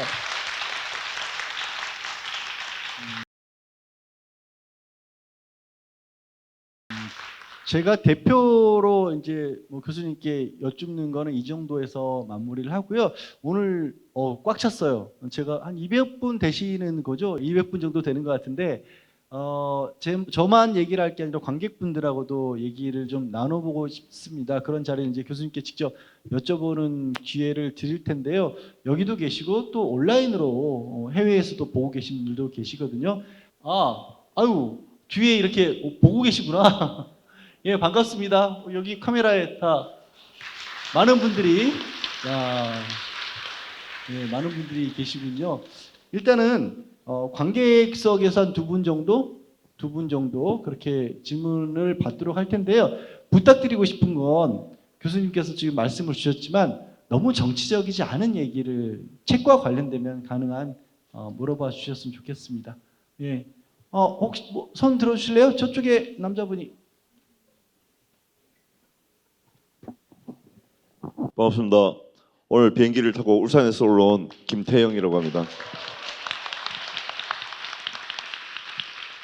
제가 서울 푸코스트, 부산 푸코스트 여러 군데 다니면서 질문을 다른 사람한테 양보했는데 오늘 제가 가불선지국을 처음에 교수님께서 사인해서 보내주셔서 읽어보고 책을 10권을 사서 지인들에게 선물도 하고 나눔도 하고 그래서 오늘 여러분들이 받은 그 기념품이 예전에 책을 10권 사면 주는 기념품입니다. 참가 기념품이. 예. 그래서 그런 걸 갖고 있는 사람으로서 오늘 이 자리에 많은 성원에 대해서 기쁘게 생각을 하고 제가 가불선지국을 읽으면서 처음 접했던 예전에 법고전 산책에서 한 번 더 언급하셨지만은 추천식 민주주의에 대해서 이런 기발한 뭐 아주 좋은 그 방법이 있다는 걸 처음 알았습니다. 그걸 절실하게 느낀 거는 1년이 지나서 윤석열이 1년 동안 정치적으로 이렇게 활동을 하면서 누가 해도 윤석열보다는 잘하겠구나 이렇게 저희가 봤던 독재자들이나 정치를 잘못했던 지도자들보다는 훨씬 낫겠다 생각을 했습니다. 교수님께서 그 책을 적으시면서 추천식 민주주의에 대한 그 이야기를 하셨는데 저도 조금 더 지금 현 상황과 빗대어서 추천식 민주주의에 대해서 조금만 부연 설명해 주시면 감사할 것 같습니다.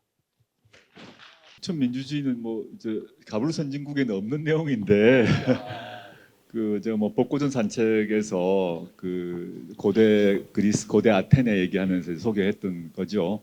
이게 이제 약간 지금 우리 입장에서는 약간 황당하게 들릴 수 있는데 우리 민주주의의 출발이라고 하는 그 나라가 고대 아테네인데 고대 아테네는 재판할 때 배심원을 추첨으로 뽑았을 뿐만 아니라 우리가 말하는 행정부, 행정관들도 추첨으로 뽑았거든요. 뽑아가지고 그 사람들이 1년 단위로 뱅글뱅글 돌려서 일을 시켰어요. 근데 그 나라가 돌아간 겁니다. 그리고 그런 모습으로 굴러갔고, 근데 제가 그런 얘기를 많이 하는데 고대 아테네 시민들의 지적 수준 또는 뭐 정보량하고 21세기 대한민국에 여기 계신 시민들의 지식 수준이나 정보량 중에 어느 게 높겠습니까? 우리가 뭐 1000배, 10,000배 높죠. 물론 이제 그 나라 규모가 작을 수가 있습니다. 그쪽은 나라 규모 도시 국가니까 작고 한국은 크다면 그럼 이거를 여러 가지 다른 방식으로 할 필요가 있다. 우리는 항상 어떤 사람을 대표자를 뽑는데 그러면 선거를 할 때 그 대표자를 뽑고 뽑고 난 뒤에 그 임기 또는 4년 또는 5년간 그 기간 동안은 그 사람을 통제할 수 없는 경험들을 하거든요.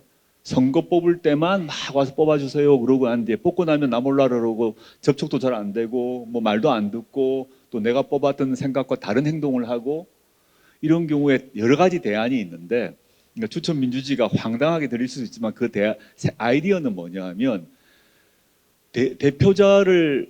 우리가 얼마든지 할 수 있다는 얘기예요. 한마디로 얘기하면 고대 아테네 사람은 그렇게 생각한 거예요.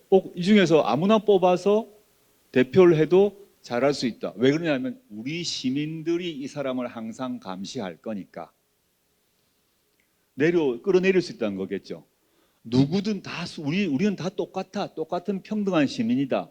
우리는 그런 능력이 다 있다. 그래서 누가 뽑혀서 가든 그 사람이 우리 대표를 할 수 있다. 그리고 만약에 잘못하면 바꿀 거다. 이런 생각을 고대 아테네 사람들이 가지고 있었던 거죠. 그럼 그 생각을 지금 21세기 대한민국에 적용시키면 어떡할까 이런 고민을 해봐야 될 것 같아요. 그게 이제 뭐 지금 대통령을 추첨으로 뽑기는 쉽지 않을 것 같아요. 근데 지금 규모가 작은 데가 좋을 것 같은 생각을 합니다. 그러니까 지방자치단체에서 아주 작은 규모에도 부분적으로 실험해 볼 수 있고 또 외국 같은 경우도 그런 실험을 또 하고 있어요. 그리고 정당 같은 경우도 정당에서도 대표자를 뽑을 때 뭐 지금 뭐 또 복잡한 여러 가지 구조가 있겠습니다만은 일부를 또 추첨으로 뽑을 수 있다고 생각합니다. 이게 지금 당장 실현되긴 쉽지 않지만 제가 강조하고 싶은 거는 고대 아테네 사람들은 왜 추천 민주주의를 실행을 했을까? 아까 얘기했던 그런 생각들을 우리가 갖고 있으면 현대 우리 사회 현대 민주주의를 운영하는데도 주권자로서는 도움이 되지 않을까 이런 생각하고 있습니다.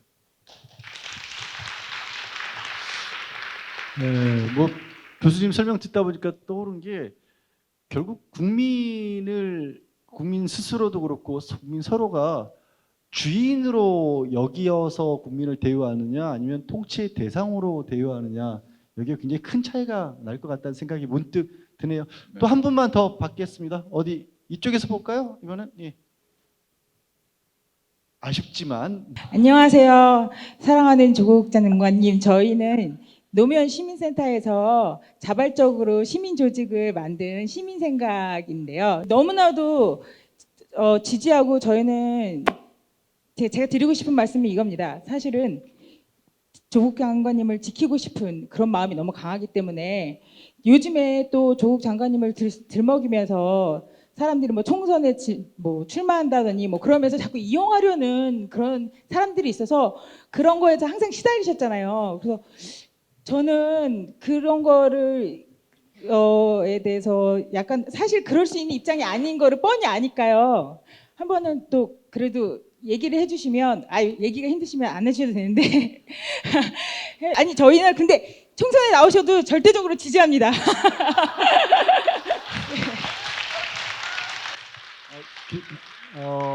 이거는 제가 여기 오신 분들하고 교수님께 사전에 양해를 한번 구해 볼게요. 저도 사실 이제 기자로 일을 좀 했었거든요. 그래서 기자의 속성은 얘기를 하든, 그러니까 안 한다고 하든 한다고 하든 조국 교수님 위해서 뭔가가 나오면 쓰고 싶어하는 게 언론의 속성이거든요. 그래서 뭐 교수님께서 답변을 하시고 싶으시면 하시지만 그냥 넘어가고 싶다고 하시면 질문을 다른 분 더 받겠으면 어떻게 할까요? 근데 이걸 답을 안 하면 또 안 했다고 또 뭐라고 할 것 같은 어떤 말씀이신지 제가 알겠고요. 요즘도 갑자기 이제 그런 상황이 됐는데 저는 그 문제에 대해서 제 입으로 단 한마디도 한 적이 없습니다. 그래서 나무는 가만히 있는데 전후좌우에서 바람이 자꾸 막 이렇게 부는 상황처럼 느껴집니다. 제가 현재 지금 말씀드릴 수 있는 거는 제가 이제 그 문제에 대해서 그 생각하고 고민할 겨를이나 여력이 없는 상태다 생각하고요. 앞으로 여러 시간이 이제 앞으로 뭐 많이 재판도 있고 뭐 총선 얘기하셨는데 내년 4월까지 앞으로 어떤 일이 있을지 저도 잘 모르겠는데 저는 저 앞에 닥친 일, 제가 해야 될 일들을 하나하나 정리하고 또 해결하고 그렇게 지금 사는 삶을 살고 있다고 보시면 되겠습니다.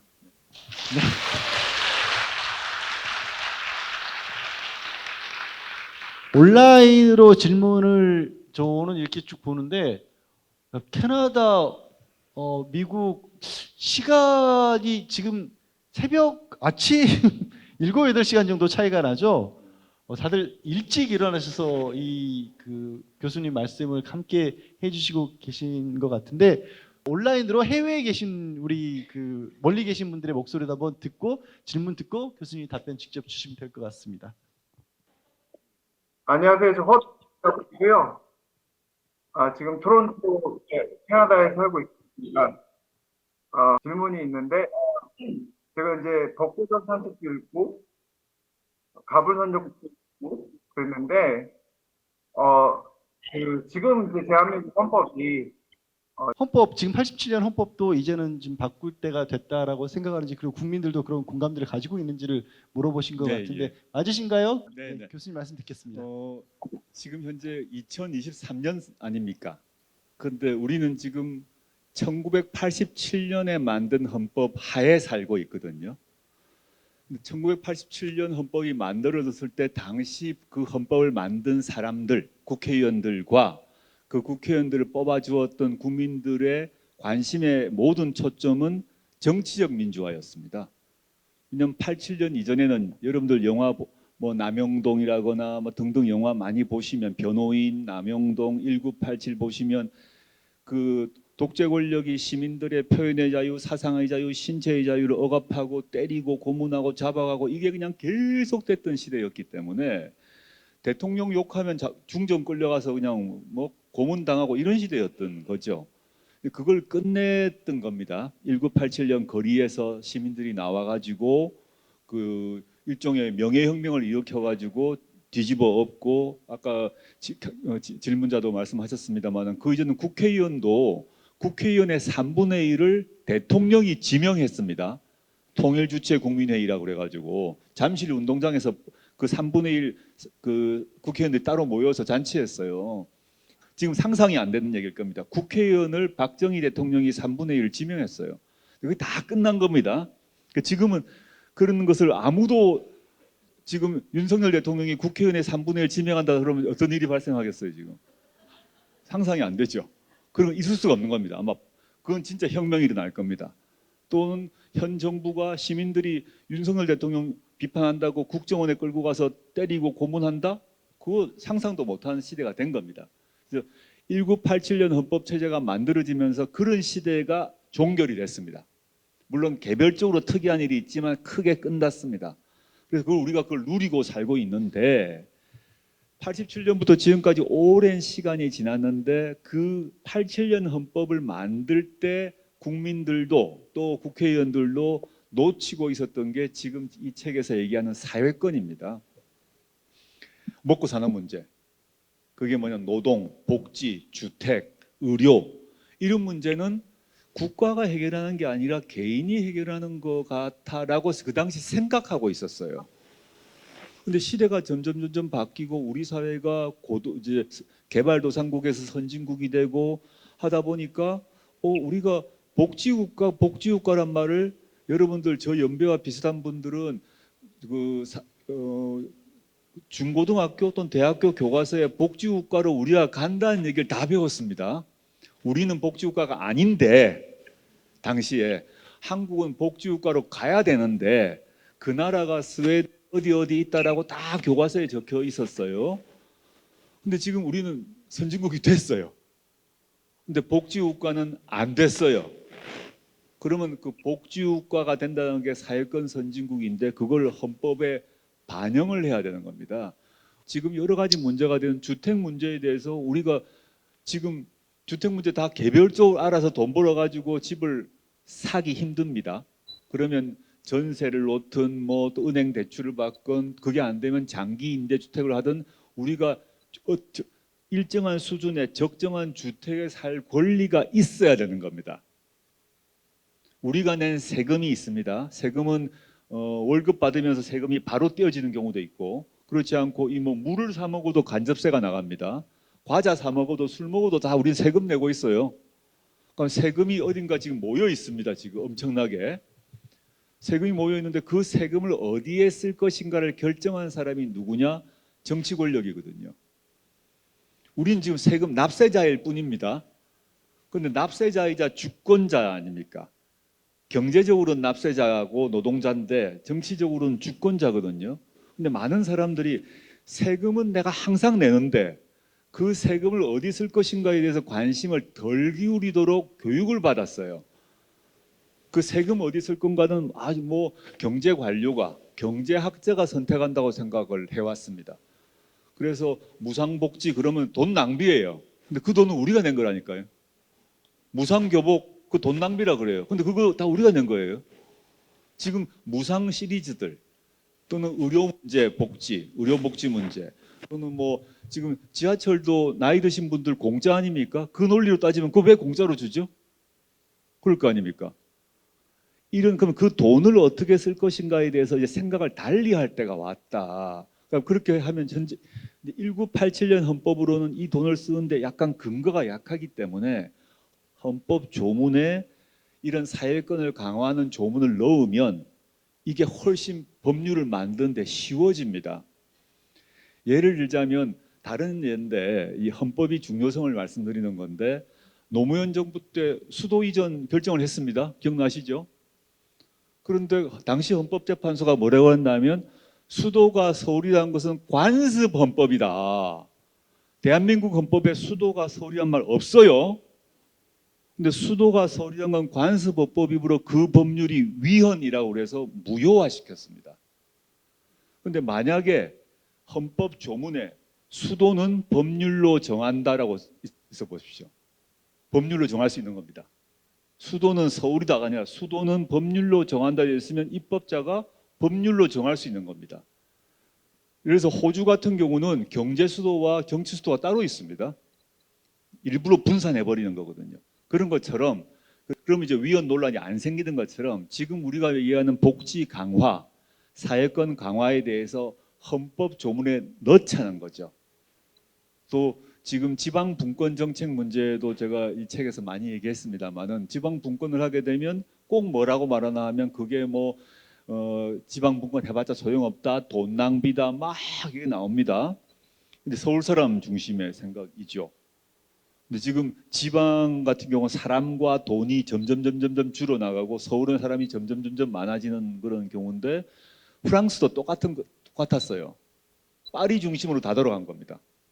그러니까 다른 지방이 죽어나가는 거죠. 이러면 안 되겠다 그래서 프랑스 같은 경우는 좌우가 합의를 해가지고 헌법 조문을 바꿉니다.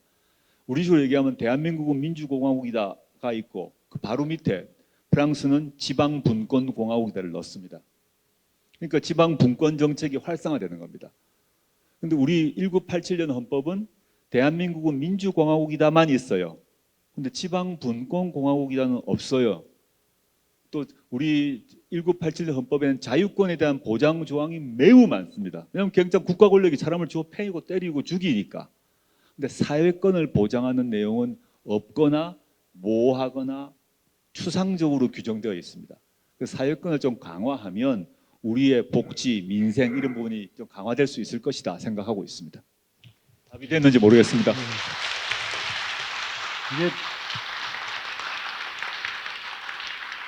교수님 말씀을 들으니까요. 아, 왜 교수님이 사회복지학과를 전공하시지 않은데 왜 복지에 이렇게 관심이 많으셨을까라고 한편 좀 궁금했었는데 사실은 이게 헌법의 문제이기 때문에 법학자로서 이 관심을 보여주셨고 또 이런 책을 쓰셨구나 하는 것까지 또 같이 덩달아 이해가 갔습니다. 안녕하세요, 영국입니다. 예, 영국.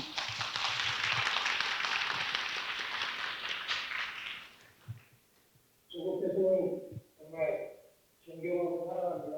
예, 반갑습니다. 네, 감사합니다.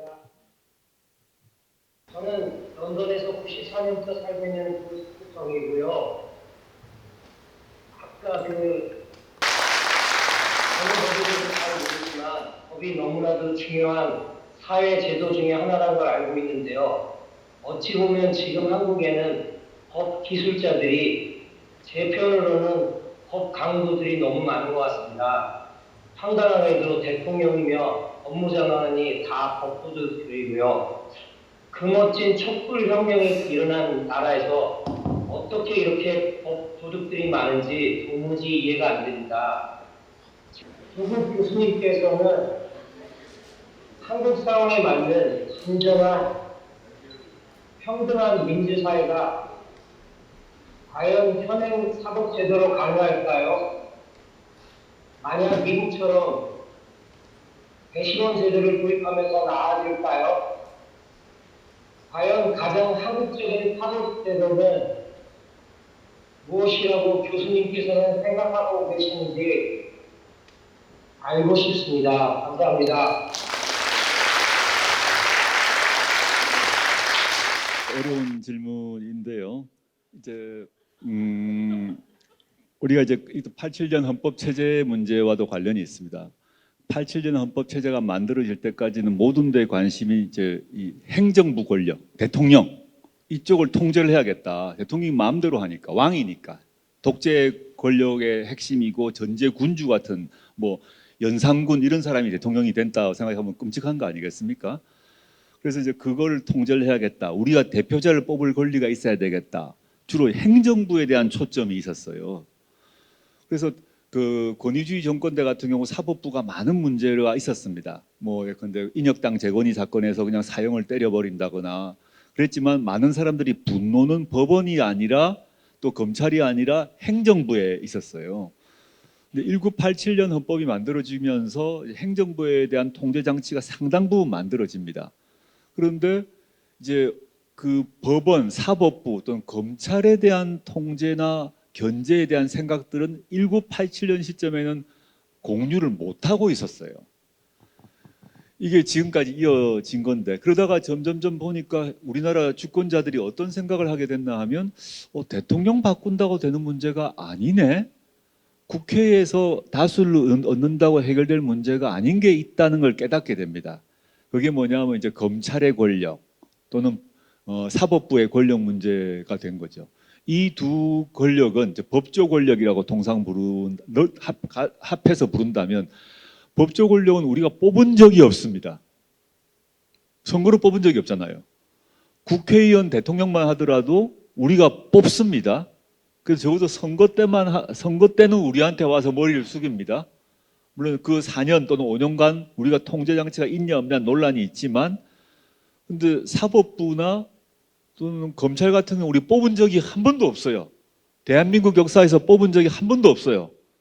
그런데 선출되지 않은 권력인데 우리의 삶에 엄청난 영향을 미치고 있습니다. 지금. 그걸 자꾸 느끼게 된 거죠. 그러면 이거 어떡하지? 과거에는 왜 그랬나 하면 행정부가 대통령이 독재 권력이 막 마음대로 하는 것을 사법부가 통제를 해줄 거다. 또 통제를 해야 된다. 따라서 사법부에는 건드리지 말고 힘을 실어줘야 된다는 생각들이 있었던 것이고 또 용기 있는 검사가 나쁜 행정부 사람들을 기소를 하겠지. 이런 기대감을 갖고 있었어요. 그래서 과거 영화도 보게 되면 과거 영화에는 경찰이 사람을 때리면 검사가 나타나서 문제를 해결하는 이런 영화가 과거에 많았습니다. 그런데 근래 들어서는 어떤 영화가 많나 하면 검사가 악역인 영화가 많아요.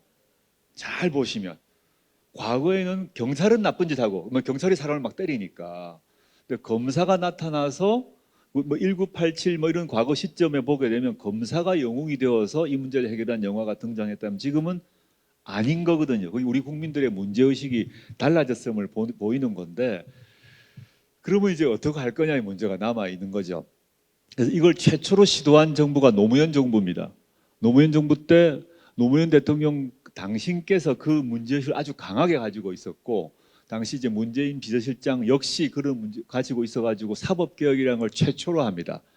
그래서 배심제가 도입되죠.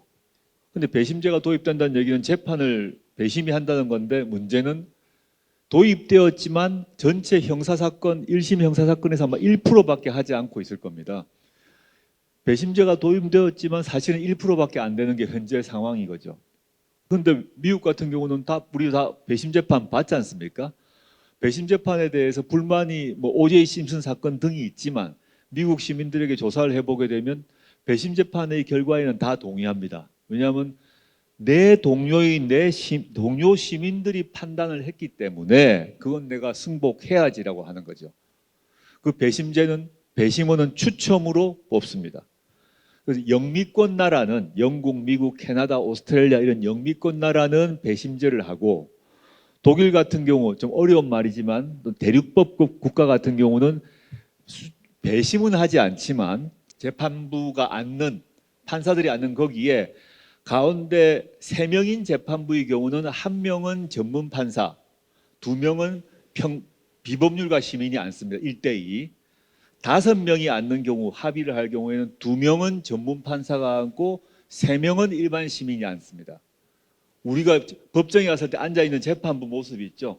독일은 영국식, 미국식 배심제는 없지만 법대에 재판부가 앉는 그 자리에 1대 1 플러스 2 또는 2 플러스 3 이런 식으로 앉아서 그렇게 합의를 해서 결정을 합니다. 그러니까 사람들이 승복률이 높은 거죠. 이게 있고요.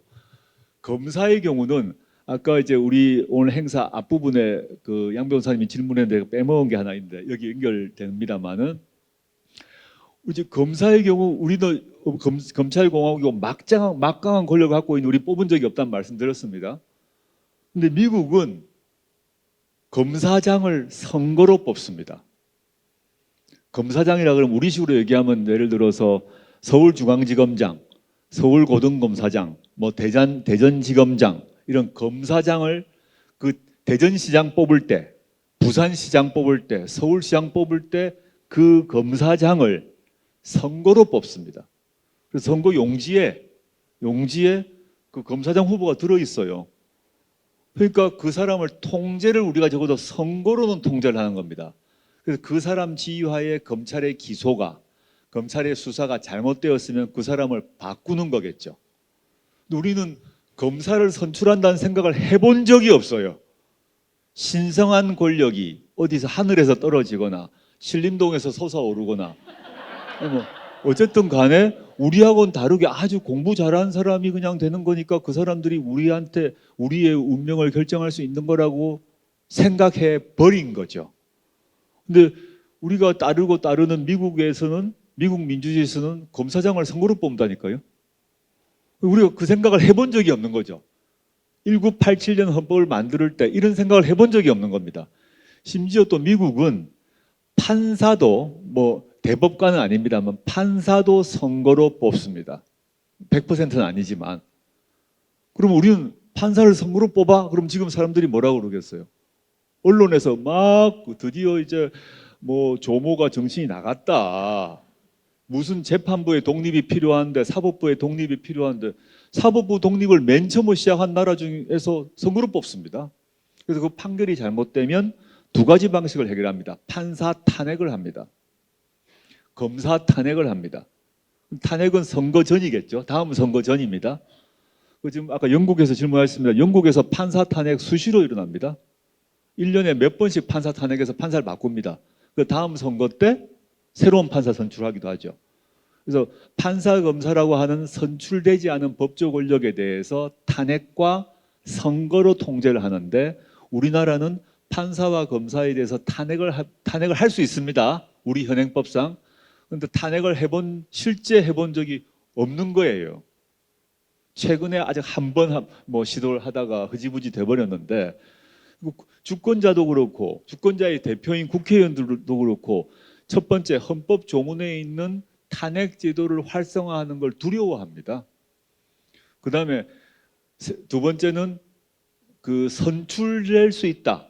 판사와 검사가 선출될 수 있다는 것을 생각해 본 적이 없습니다. 미국에서는 다른 나라에서 하고 있는데 즉 주권자의 의식이 이제 바뀌어야 된다. 그래서 이게 우리 권리인데 판사든 검사든 우리가 대통령 욕 수시로 하지 않습니까?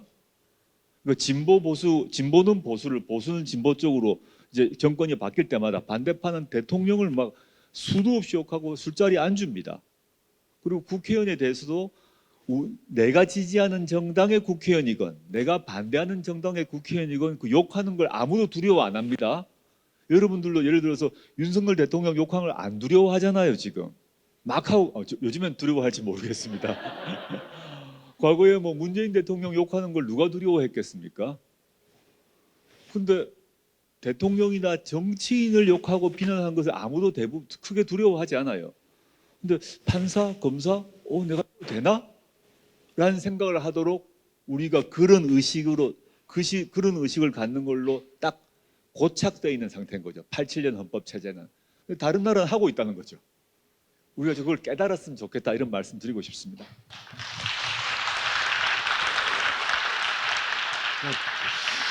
교수님 말씀에 저도 뭐 한마디를 덧붙이자면 다른 방송을 가거나 기회가 있을 때마다 꼭 하는 말이 있어요. 그 법조인 별거 없다. 오늘 들었다시피 신림동에서 열심히 배우면 될 수 있는 거다. 특별한 엘리트라는 그 환상을 빨리 깨라. 왜 그 사람들이 뭔가 정말 대단하게 특별하다고 생각하느냐? 아니다. 교수님 계시지만 법은 상식이어야 되는 거 아니겠습니까? 예. 자, 마지막으로 다시 캐나다로 가나요? 네, 캐나다로 다시 가보겠습니다.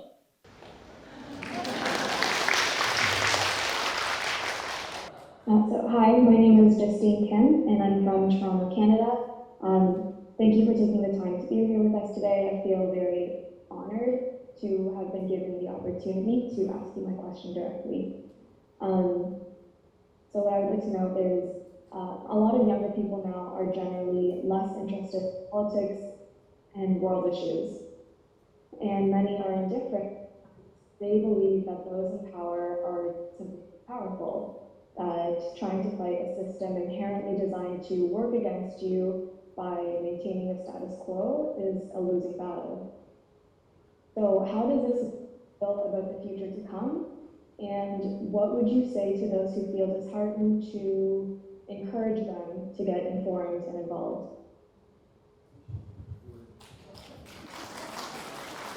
다 알아들으셨죠? 여기 나와 있습니다. 예. 번역을 미리 했군요. 예. 그러니까 이제 젊은이들이 세상에 대해서 정치에 대해서 무관심한 것 같은데 어떻게 했으면 더 좋겠느냐 이런 이제 캐나다 사시는 교민 청년의 얘기인데요. 이건 뭐 저보다 황희두 이사가 답해야 될 것 같긴 한데 일단 제가 답하고 뭐 황 이사도 한마디 하면 좋을 것 같은 생각을 합니다. 과거의 경우에는 87년 헌법을 가지고 제가 법률가니까 그 이전 같은 경우는 국가 권력이 작동을 하면 국가 권력의 무도함, 폭력성 이런 것들이 젊은이들에게 직접적으로 다가왔어요. 잡아서 때리니까 말 안 들으면 잡아서 때리고 또는 뭐 교문 앞에서 핸드백 뒤지고 옷 뒤지고 가방 열고 또는 뭐 유신 때 같은 경우는 남자 청년들이 머리가 길면 자루서 머리카락 자르고 여성들 미니스커트가 이제 무릎이 10cm 넘으면 데리고 갔거든요. 그러니까 젊은이들이 화가 나겠죠. 그 독재 권력의 행사가 그 당시 젊은 남성 여성 모두의 머릿속과 옷 복장과 뭐 모든 것들에 직접 통제를 하고 머리를 잘라버리고 치마에 자를 들이대고 핸드백 뺏고 때리고 그러니까 젊은이들이 이제 폭발이 되어 나갔습니다. 근데 이제 그런 시대가 끝났습니다. 그런 시대가 끝나고 난 뒤 되니까 어떤 현상이 있냐면 제가 보니까 젊은이들이 다 살기가 이제 팍팍해졌어요. 나라의 규모는 커지고 우리가 선진국이 되고 경제적 부도 커졌는데 또 교육 수준도 매우 높아졌는데 젊은이들 입장에서는 이게 자신의 부모 세대보다 자신의 미래가 어두울 것 같은 겁니다. 이게 이제 경제 성장이 계속 높아지게 되면 쉽게 말하면 이런 거죠. 할아버지 세대보다 아버지 세대가 좀 더 잘 살고 아버지보다 자식 세대가 좀 더 잘 산다는 것이 보입니다. 여러분도 여러분의 아버님, 여러분의 부모 세대, 여러분의 조부모 세대 보면 그때별로 좀 나아진 거 아닙니까? 이게 이제 고도성장 동안에 계속 올라가는 거예요. 근데 이게 딱 고도성장이 멈추는 선진국 단계로 들어오게 되면 자식들 입장에서, 즉 청년 세대 입장에서는 내가 내 부모만큼 잘 살 수 있나? 회의가 들게 되어 있습니다. 집도 마련을 못할 것 같아요. 아버지만큼 부모만큼 내가 돈을 못 벌 것 같아요. 이제 저희 때 같은 경우는 대학을 좋은 대학 안 나왔다고 하더라도 당시에 한 10년 정도 직장 가서 일을 하게 되면 전세 끼고 대출 받아서 다 집 샀습니다. 직장 생활 한 15년 하면 집을 살 수 있는 정도가 되는데 지금 청년 세대는 자력으로 집 사기가 쉽지 않을 거 아닙니까? 그리고 결혼하기도 쉽지 않고. 근데 저희 세대 같은 경우는 이 집 문제나 직장 문제가 적정하게 해결되니까 결혼도 빨리 하고 애를 보통 2명 낳았어요. 저희 밑에 세대 같은 경우는 애를 안 놓거나 1명 놓죠. 근데 그 더 밑에는 아예 결혼 안 하는 거죠. 즉 정치적 민주화가 되어가지고 우리의 생각이나 말이나 이런 것들은 다 자유롭게 되었는데 먹고 사는 문제는 자신이 없고 두려운 겁니다. 청년 세대가 자신의 미래가 자신의 부모 세대보다 나을지에 대한 확신이 전혀 없어요. 훨씬 더 불안하고 객관적으로는 훨씬 더 괜찮은데 분명히 살기 좋은 나라가 됐는데 내가 내 부모보다 나을지 나의 10년 뒤, 20년 뒤가 어떨지 모르는 상황이 되면서 한국만이 아니라 전 세계적으로 젊은이들이 불안 상태에 빠집니다. 미래에 대한 불안은 한국만의 문제가 아니라고 생각이 듭니다. 그러다 보니까 여러 이제 방안이 딴 게 아니라 이제 사회와 정치에 관심 있게 만들기 위해서는 그 청년 세대가 그 원하는 그 꿈, 청년 세대가 느끼는 고통이 뭔지를 구체적으로 찝어줘야 되는 것 같습니다. 요거를 해결해 줘야 된다. 해결할 수 있다라고 해야 청년들이 나서겠죠. 안 그러면 나 지금 막 내 미래가 불안한데 내 정치에 관심이 있다가는 내 직장 공부도 안 돼. 내 지금 주식 투자, 뭐 코인 투자가 더 바빠. 뭐 정치에 관심 있는 거, 정치 관심 있어봤자 나만 손해야. 이렇게 되는 건데 그렇지 않다. 정치를 통해서 너의 문제가 상당 부분 해결될 수 있음을 정치인들이 보여줘야 되는 거죠. 그냥 주택 문제건 뭐 청년 관련 여러 가지 정책들이 있음을 보여줘야 청년들이 오지 않을까. 저로선 이 정도 생각을 하고요. 황 이사가 답을 해야 되지 않을까 싶습니다. 저보다는.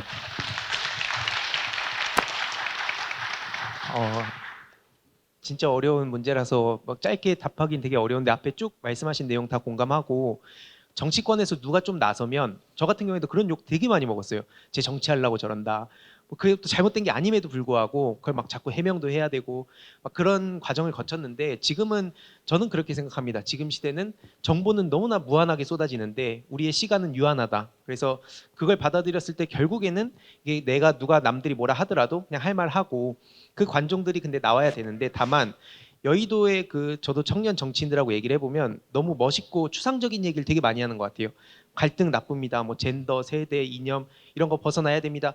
그걸 모르는 국민 전 없다고 생각합니다. 근데 차라리 그 아까 말씀 주셨듯이 노동 문제가 됐든 저 같은 경우에는 특히 게임과 e스포츠 문제에 관심 많은데 정치에 관심 없다고 하지만 그 e스포츠 혹은 뭐 게임 문제에 대해서 막 트럭 시위까지 벌어지고 거기에 실제로 정치적 성향과 별개로 민주당 이상원 의원이 국회 앞에서 막 서명도 받았을 때 5,000명 넘게 서명을 하러 왔습니다. 줄 2시간씩 서가지고 청년들이 서명했는데 거기에 온 청년들이 심지어 민주당을 싫어하는 친구들도 되게 많았어요.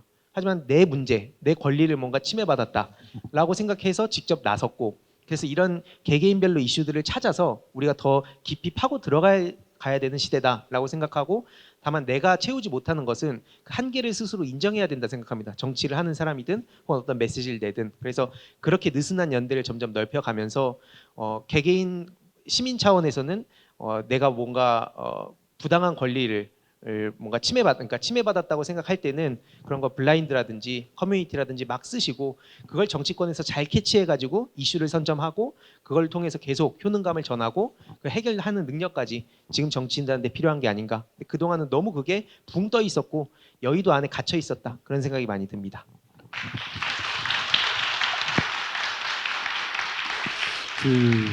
이제 책의 주제였고 오늘 교수님도 많은 말씀을 주신 사회적 권리라고 하는 부분이 그리고 우리가 진짜 선진국이 된다라면 또 두 분이 정리해 주신 청년들의 갈증도 같이 해소되는 길이기도 하다는 생각이 듭니다. 오늘 뭐 이렇게 함께 해주셔서 뭐 책도 주셨지만 저희 앉아 있으면서 시야도 좀 넓어지고 머리도 좀 커진 그런 느낌 들지 않으세요? 머리가 열린 느낌도 들지 않으세요? 하나만 더 받겠습니다. 대신 간단하게 가능하면 답변할 수 있는 걸로 주세요. 질문 기회 주셔서 감사합니다. 제가 황희두 이사님이랑 그 자녀분이신 조민 선생님보다도 어린 세대예요. 그리고 제가 지금 아까 말씀하셨던 것처럼 청년들이 이렇게 뭐 힘들다, 저도 결혼 생각 없거든요. 근데 그런 이유가 제가 미용업에서 지금 일을 해요. 이쪽 특히 미용 방송 이쪽은 최저임금 전혀 못 받거든요. 저도 150만 원 받고 일하고 있거든요. 근데 주 44시간 일하고 원래 오늘 쉬는 날이 아닌데 쉬는 날 바꿔서 내일 또 일하러 가야 돼요. 네, 그런데 이런 문제를 사실은 저도 150만 원 받고 일하면서 무슨 결혼을 하고 그런 걸 하려고 생각을 하겠어요. 뭐 연애도 못 해요. 근데 이런 거에 대해서 우리가 어떤 사회적인 합의를 해야 되고 그런 거를 기성세대이고 법학자시고 이런 책을 그러니까 사회 문제를 생각하신 분으로서 어떤 생각을 가지시고 계신지 궁금합니다. 감사합니다. 그러니까 지금 보면 최저임금을 왜 못 받지 생각이 드실 거 아닙니까? 그러니까 최저임금의 제도가 들어 있는데 아마 이제 추측컨대 거기를 뭐 견습, 인턴 여러 가지 형식으로 정식 직원이 아닌 식으로 되어 있을 것 같아요. 그래서 최저임금이 적용되지 않도록 만들어 놓았기 때문에 지금 최저임금 밑을 받고 있을 겁니다, 아마. 그러면 제도가 이제 도입되었는데 최저임금 제도 도입되어서 최저임금이 적용되게 되면 150보다 당연히 많이 받을 거 아닙니까? 그러면 최저임금제라는 게 미용업계에 있는 어떤 큰 미용실에 있으면 미용실에서 견습 겸 표현을 뭐라고 할지 잘 모르겠습니다만 견습생으로 있는 경우도 작동이 되도록 해야 당장 질문하신 청년 여성 같은 경우도 아까 삶에 당장 돈의 여유가 생기죠. 그러면 소비도 할 수 있고 자기도 행복해질 수 있고 뭐 연애도 할 수 있는 상황이 될 거겠죠. 즉 하나는 최저임금을 왜 적용을 시켜야 될 것인가 문제가 지금 최저임금을 올리는 것에 대해서 최저임금을 올리면 뭐 문제가 발생한다고 하지만 실제 당장 청년의 입장에서는 몇십만 원 올라가는 게 큰 거거든요, 사실은. 이게 있고 두 번째 최저임금이 올려지지 않으면 다른 방식으로 저는 그걸 사회적 임금이라고 부르는데 사회적 임금을 강화하면 됩니다. 그게 뭐냐? 지금 노동을 해서 돈을 받는 그 돈 말고 예를 들어서 주택 비용이 떨어지면 임금이 올라가는 거잖아요. 그러니까 이런 청년들에게 지금 뭐 월세건 전세건 어떤 방식으로 주택이 있을 건데 지금 전체적인 청년들에게 국가와 지방자치단체가 저렴한 가격으로 장기에 줄 수 있다면 집을 줄 수 있다면 월급은 그대로라 하더라도 집값이 덜 드니까 자신의 임금이 올라갑니다. 그럼 또 마찬가지로 여러 가지 활동을 할 수 있을 거 아닙니까? 이 두 문제, 즉 기존에 있는 최저임금 제도가 작동하도록 확대되도록 하는 문제가 있고 그 다음에 사회적 임금을 높이는 문제. 사회적 임금이라는 게 딴 게 아니라 복지 문제거든요. 복지나 뭐 이런 각종 비용들을 떨어뜨려 주게 되면 사실은 자신의 여윳돈이 생기는 셈이죠. 이걸 하는 문제를 제가 사회권 선진국을 계속 강조하는 건데 외국 같은 경우 사회권 선진국이 되어 있기 때문에 임금을 못 올리는 나라는 다른 걸 강화시켜 놔요. 그럼 이게 이제 바깥에 사회적 임금이 약하면 최저임금을 높입니다. 지금 뭐 외국 같은 경우 선진국의 우리나라 최저임금 수준이 아직까지 낮은 수준이거든요. 그러면 물론 최저임금 높이면 고용주들은 싫어하겠죠, 당연히. 그래서 항상 노사 간의 최저임금 높이는 문제로 매년 싸우지 않습니까? 근데 그건 노사에 맡겨둘 수밖에 없긴 한데, 근데 국가가 할 일은 또는 정치가 할 일은 뭐냐면 노사 간에 합의하는 최저임금을 높이는 문제 별도로 제가 말하는 사회권 선진국이라는 건 뭐냐면 주택 문제, 의료 문제, 육아 문제 등등등등을 국가와 지방자치단체가 부담하도록 만들어주면 우리 도로에 쓸데없는 도로 뭐 파지 말고 연말에 도로 파거나 뭐 이상한 거 하지 말고 말이죠. 저는 뭐 이상하단 말이 주로 연말 되게 되면 갑자기 땅이 막 파지는 경우도 있고 필요 없는 뭐 큰 시설들 만든 경우도 많이 있지 않습니까? 그 돈을 딴 데 쓰면 되죠. 그게 저의 생각입니다. 네.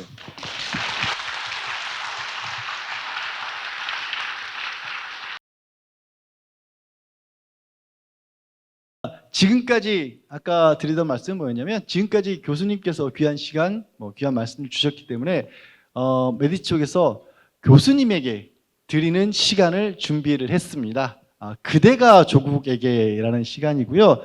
사실 메디치 출판사로 많은 뭐 교수님을 응원하고 자기 소망이나 이런 것들을 담은 영상이나 편지 이런 것들이 참 많이 왔답니다. 그래서 일일이 다 또 여기 계신 분들도 아까 뭐 교수님 응원해 주시는 그런 마음들이 있었을 거 아니에요. 다 한마디씩 듣고 싶지만 딱 선별을 해서 대피해서 3통을 골랐다고 하고요. 저에게는 힘든 시간이네요. 왜냐하면 메디치에서 저보고 이걸 또 대신 읽으랍니다. 감정을 담아서. 이게 무슨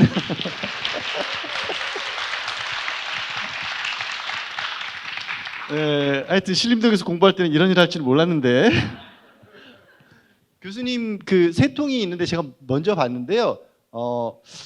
이게 뭐 순서라면 뭐하지만 조금 아픈 내용이 많이 나오는 편지가 있고요. 조금 밝은 내용이 많이 나오는 편지가 있습니다. 어느 쪽부터 먼저 읽어드릴까요? 아픈 걸 먼저 할까요? 알겠습니다. 교수님 안녕하세요. 저는 미국 보스턴에 거주하고 있는 43년차 해외 동포 제시카 김입니다. 이게 뭐지? 그러고는 늪으로 불쏘시개가 되시겠다면서 떠나셨죠. 마침내 디아스포라처럼 세계 곳곳에 퍼져 있는 동포들에게도 활활 타오르는 횃불이 되었습니다. 교수님은 영원한 검찰개혁의 선봉자십니다. 조국 교수님의 가족을 아는 모든 사람이 피를 토하는 심정으로 지켜봤습니다. 한 가족을 멸문지화로 만들고 있는 저 짐승들에게 한 가족이 무참히 그리고 처참히 짓밟히는 과정을요. 그래서 저만의 방식으로 교수님과 함께했고 오늘도 함께하고 있습니다. 따라서 그 불쏘시개는 그 불씨는 영원히 꺼지지 않을 겁니다. 저는 조국 교수님의 영화도 보지 못한 사람입니다. 왜냐고요? 도저히 볼 수가 없더라고요. 정경심 교수님께서 석방되는 날은 볼 수 있을까요? 글쎄요, 모르겠습니다. 조국 교수님 잘 버텨주셔서 감사합니다. 언젠가 해외 동포들과 함께하는 날 멀리서나마 뵐 수 있기를 기대합니다. 아무쪼록 건강관리 잘 하시기를 기원합니다. 그리고 남편으로서 아내인 정경심 교수님을 지켜주지 못하신 비통함 잘 극복하시면서 부디 건강하소서. 주신 아름다운 조민양을 따님으로 둔 아빠이신 조국 교수님, 교수님의 가족은 언제나 멋진 가족이라는 걸 잊지 마세요. 반갑습니다. 네, 제시카 김필입니다. 자, 여기는 중간 정도입니다. 다큐 영화 문재인입니다가 5월 10일에 개봉했습니다. 공교롭게도 윤석열 정부 출범 1주년이 되는 날이었습니다. 개봉일 첫 회에 전 다큐를 봤습니다. 여전히 풀리지 않는 의문, 문 대통령님은 왜 그래야만 했을까 하는 의문에 대한 답을 혹시라도 찾을 수 있을까 해서였습니다. 다큐 영화는 속 시원한 답을 보여주지 않았습니다. 다만 오늘 소주 한잔하고 싶은 사람이 누구냐 하는 질문에 대통령님이 조국인데, 조국 장관인데 하고 대답하는 것으로만 묘사가 됩니다. 결자 해지했어야 할 대통령님의 그런 반응이 제게는 불만스러웠습니다. 한편 장관님 내면의 깊은 상처를 어루만지는 말일 수도 있겠다는 생각이 들었습니다. 다큐에서 대통령님은 끊임없이 꽃과 나무를 심고 가꾸는 모습으로 나옵니다. 중간에 나무처럼 움직이지 못하는 생물이 가진 엄청난 생명력을 언급하는 장면이 있죠. 저는 그 장면에서 장관님과 장관님 가족을 떠올렸습니다. 시민권뿐만 아니라 말과 글도 다 뺏겼지만 그래도 국권이 버텨내는 것은 대통령님이 말한 움직일 수 없는 생물의 엄청난 생명력을 연상시킵니다. 혹독한 겨울이 지나가고 봄이 왔습니다. 이제 곧 여름입니다. 겨울은 그냥 지나가지 않습니다. 가슴속에 불타오르는 여름을 품고 있는 사람만 겨울을 이겨냅니다. 영어의 몸이 된 정경심 교수님께 쓴 편지에 까뮤의 티파사로의 귀향에 나오는 유명한 구절을 인용했습니다. 겨울의 한가운데서 나는 내 안에 불굴의 여름이 있음을 안다. 불굴의 여름이 다가왔습니다. 박탈당한 말과 글을 되찾으시고 세상과 더 많이 소통하시기 바랍니다. 그리고 시대와 더불어 앞날을 도모하시기 바랍니다. 지금까지 그랬던 것처럼 앞으로도 계속 응원하겠습니다.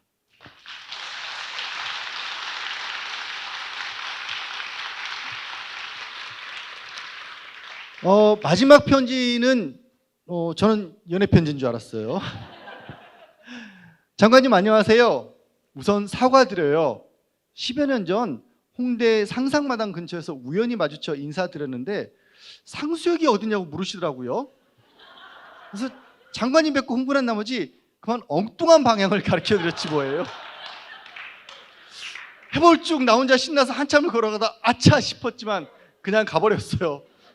상수역 잘 가셨을까요? 죄송합니다.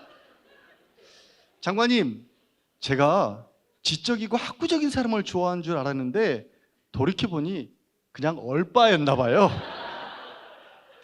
2004년 탄핵 발의 즈음 TV 토론에서 눈부신 미모를 처음 영접하고는 그날부터 장관님 실물 영접 한번 하는 게 제 바람이 됐습니다. 그러던 2010년인가 노무현 시민학교에서 장관님이 강연하신다는 정보를 미리 입수했는데 하필 2주 동안 가기로 한 스페인 여행 일정이랑 딱 중간인 거예요.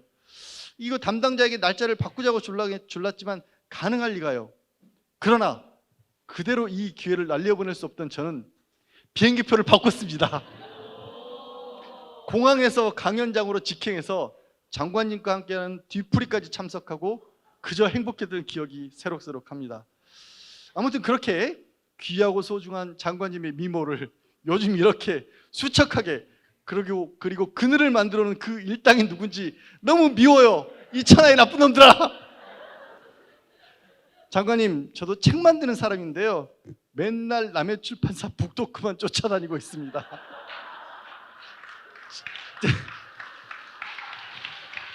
네. 지난번에는 오마이북, 오늘은 메디신 미디어. 네. 그래도 장관님이 시민들 만나면 힘을 얻는다고 하시니 바쁜 시간을 쪼개지 않을 수 없더라고요. 장관님에게 채워진 칼을 저희가 당장 빼드리지는 못해 마음 아프지만 우리 시민들이 흔들리지 않으니 힘내시고 미모도 다시 리즈 시절로 회복하셨으면 좋겠습니다. 자, 가족 모두 잘 버텨주셔서 진심으로 감사합니다. 일어나세요. 솔직히 누구야? 여기 있잖아. 누구야? 누구? 여기 있습니다. 박수 한번 보내주세요.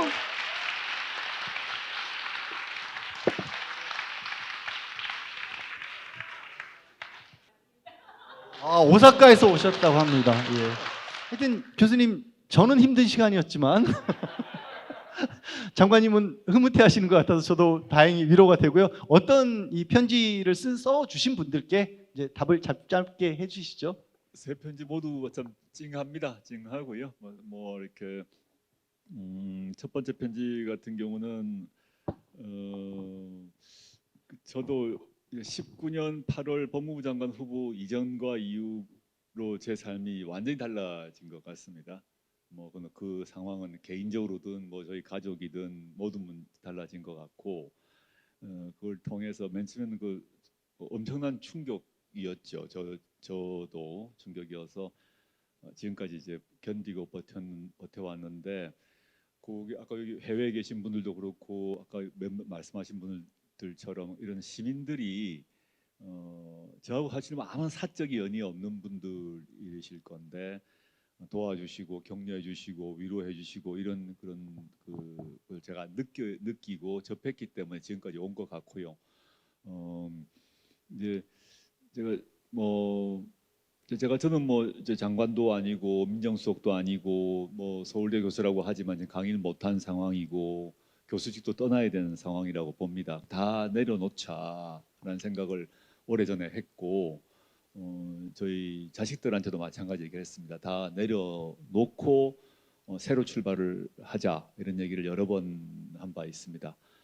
두 번째 편지 같은 경우는 우리 문재인 대통령에 대한 약간 뭐 원망 이런 게 적혀 있는 것 같습니다만은 영화 내용은 제가 들었어요. 본 사람들이 여러 명이 저한테 알려주기도 하고 했는데 대통령께서 이제 소주 한 잔 마시고 싶은 사람을 저로 거론하셨다고 뭐 긴 침묵을 이렇게 하셨다 그러는데 저는 모셨던 사람으로 그 대통령께 아주 감사하고 송구한 마음이고요.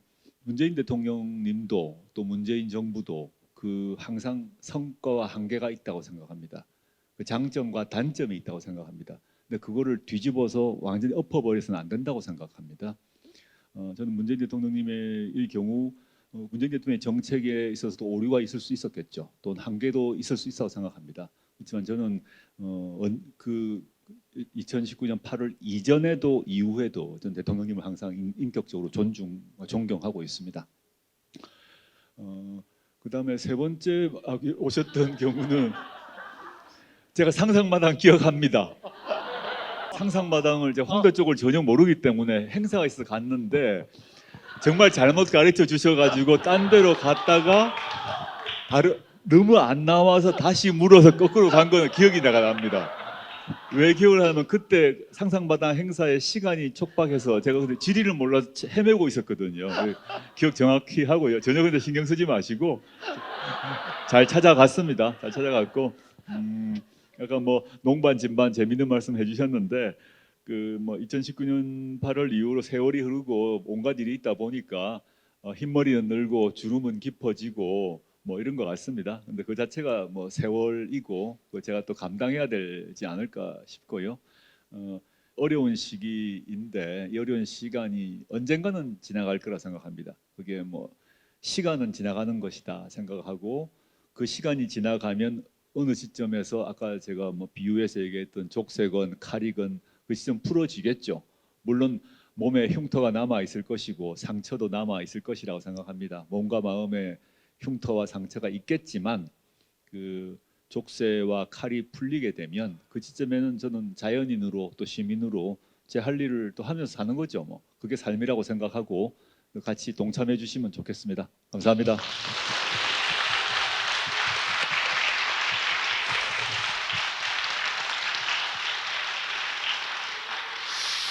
거의 2시간 15분 정도의 시간이 지났고요. 짧지 않은 시간이죠. 짧지 않은 시간이고 생각해 보시면 내용도 현재 정치 상황 분석도 있고 헌법 얘기도 나왔었고 영어 공부도 중간에 잠깐 하셨고요. 굉장히 어려운 얘기들인데도 불구하고 어렵지 않게 금방 지나갔습니다. 저만 그럴까요? 아마 저기 계신 분들의 표정도 벌써 그렇게 됐어? 라는 표정인 것 같습니다. 오늘 함께 이 자리 해주시고 또 줌으로 해외에서 깜짝 놀랐습니다. 아까는 영국이 조금 더 온라인 사정이 더 좋은 것 같다는 생각도 들긴 했습니다. 아마 개인 사정이었을 것 같고요. 함께 해주신 많은 분들께 감사드리고 마지막으로 혹시 더 하시고 싶으신 말씀 있으시죠? 뭐 다 말을 했는데요. 저는 뭐 그 2019년 8월부터 생각하면 뭐 횟수로는 5년째, 만으로 한 4년째 되어 가는 것 같습니다. 그 험난한 시간이었는데 여기 계신 또 온라인 통해서 보시는 분들 또 해외에서도 많은 분들이 연락을 해주셨거든요.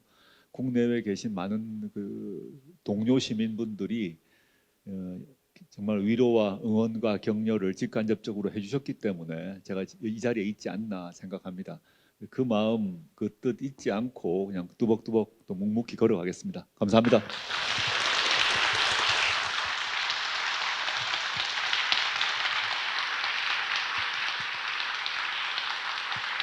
네. 마지막 인사라는 걸 아신 거죠? 네. 앞으로도 이 조국 교수님 많이 응원해 주시고요. 또 메디치에서 준비하고 있는 또 교수님하고 우리 황유두 이사 콘텐츠도 많이 기대해 주시기 바라면서 정말로 이제 인사를 드려야 될 것 같습니다. 오늘 황유두 이사도 올라와서 같이 인사드리죠. 예. 오늘 함께 해 주셔서 고맙습니다.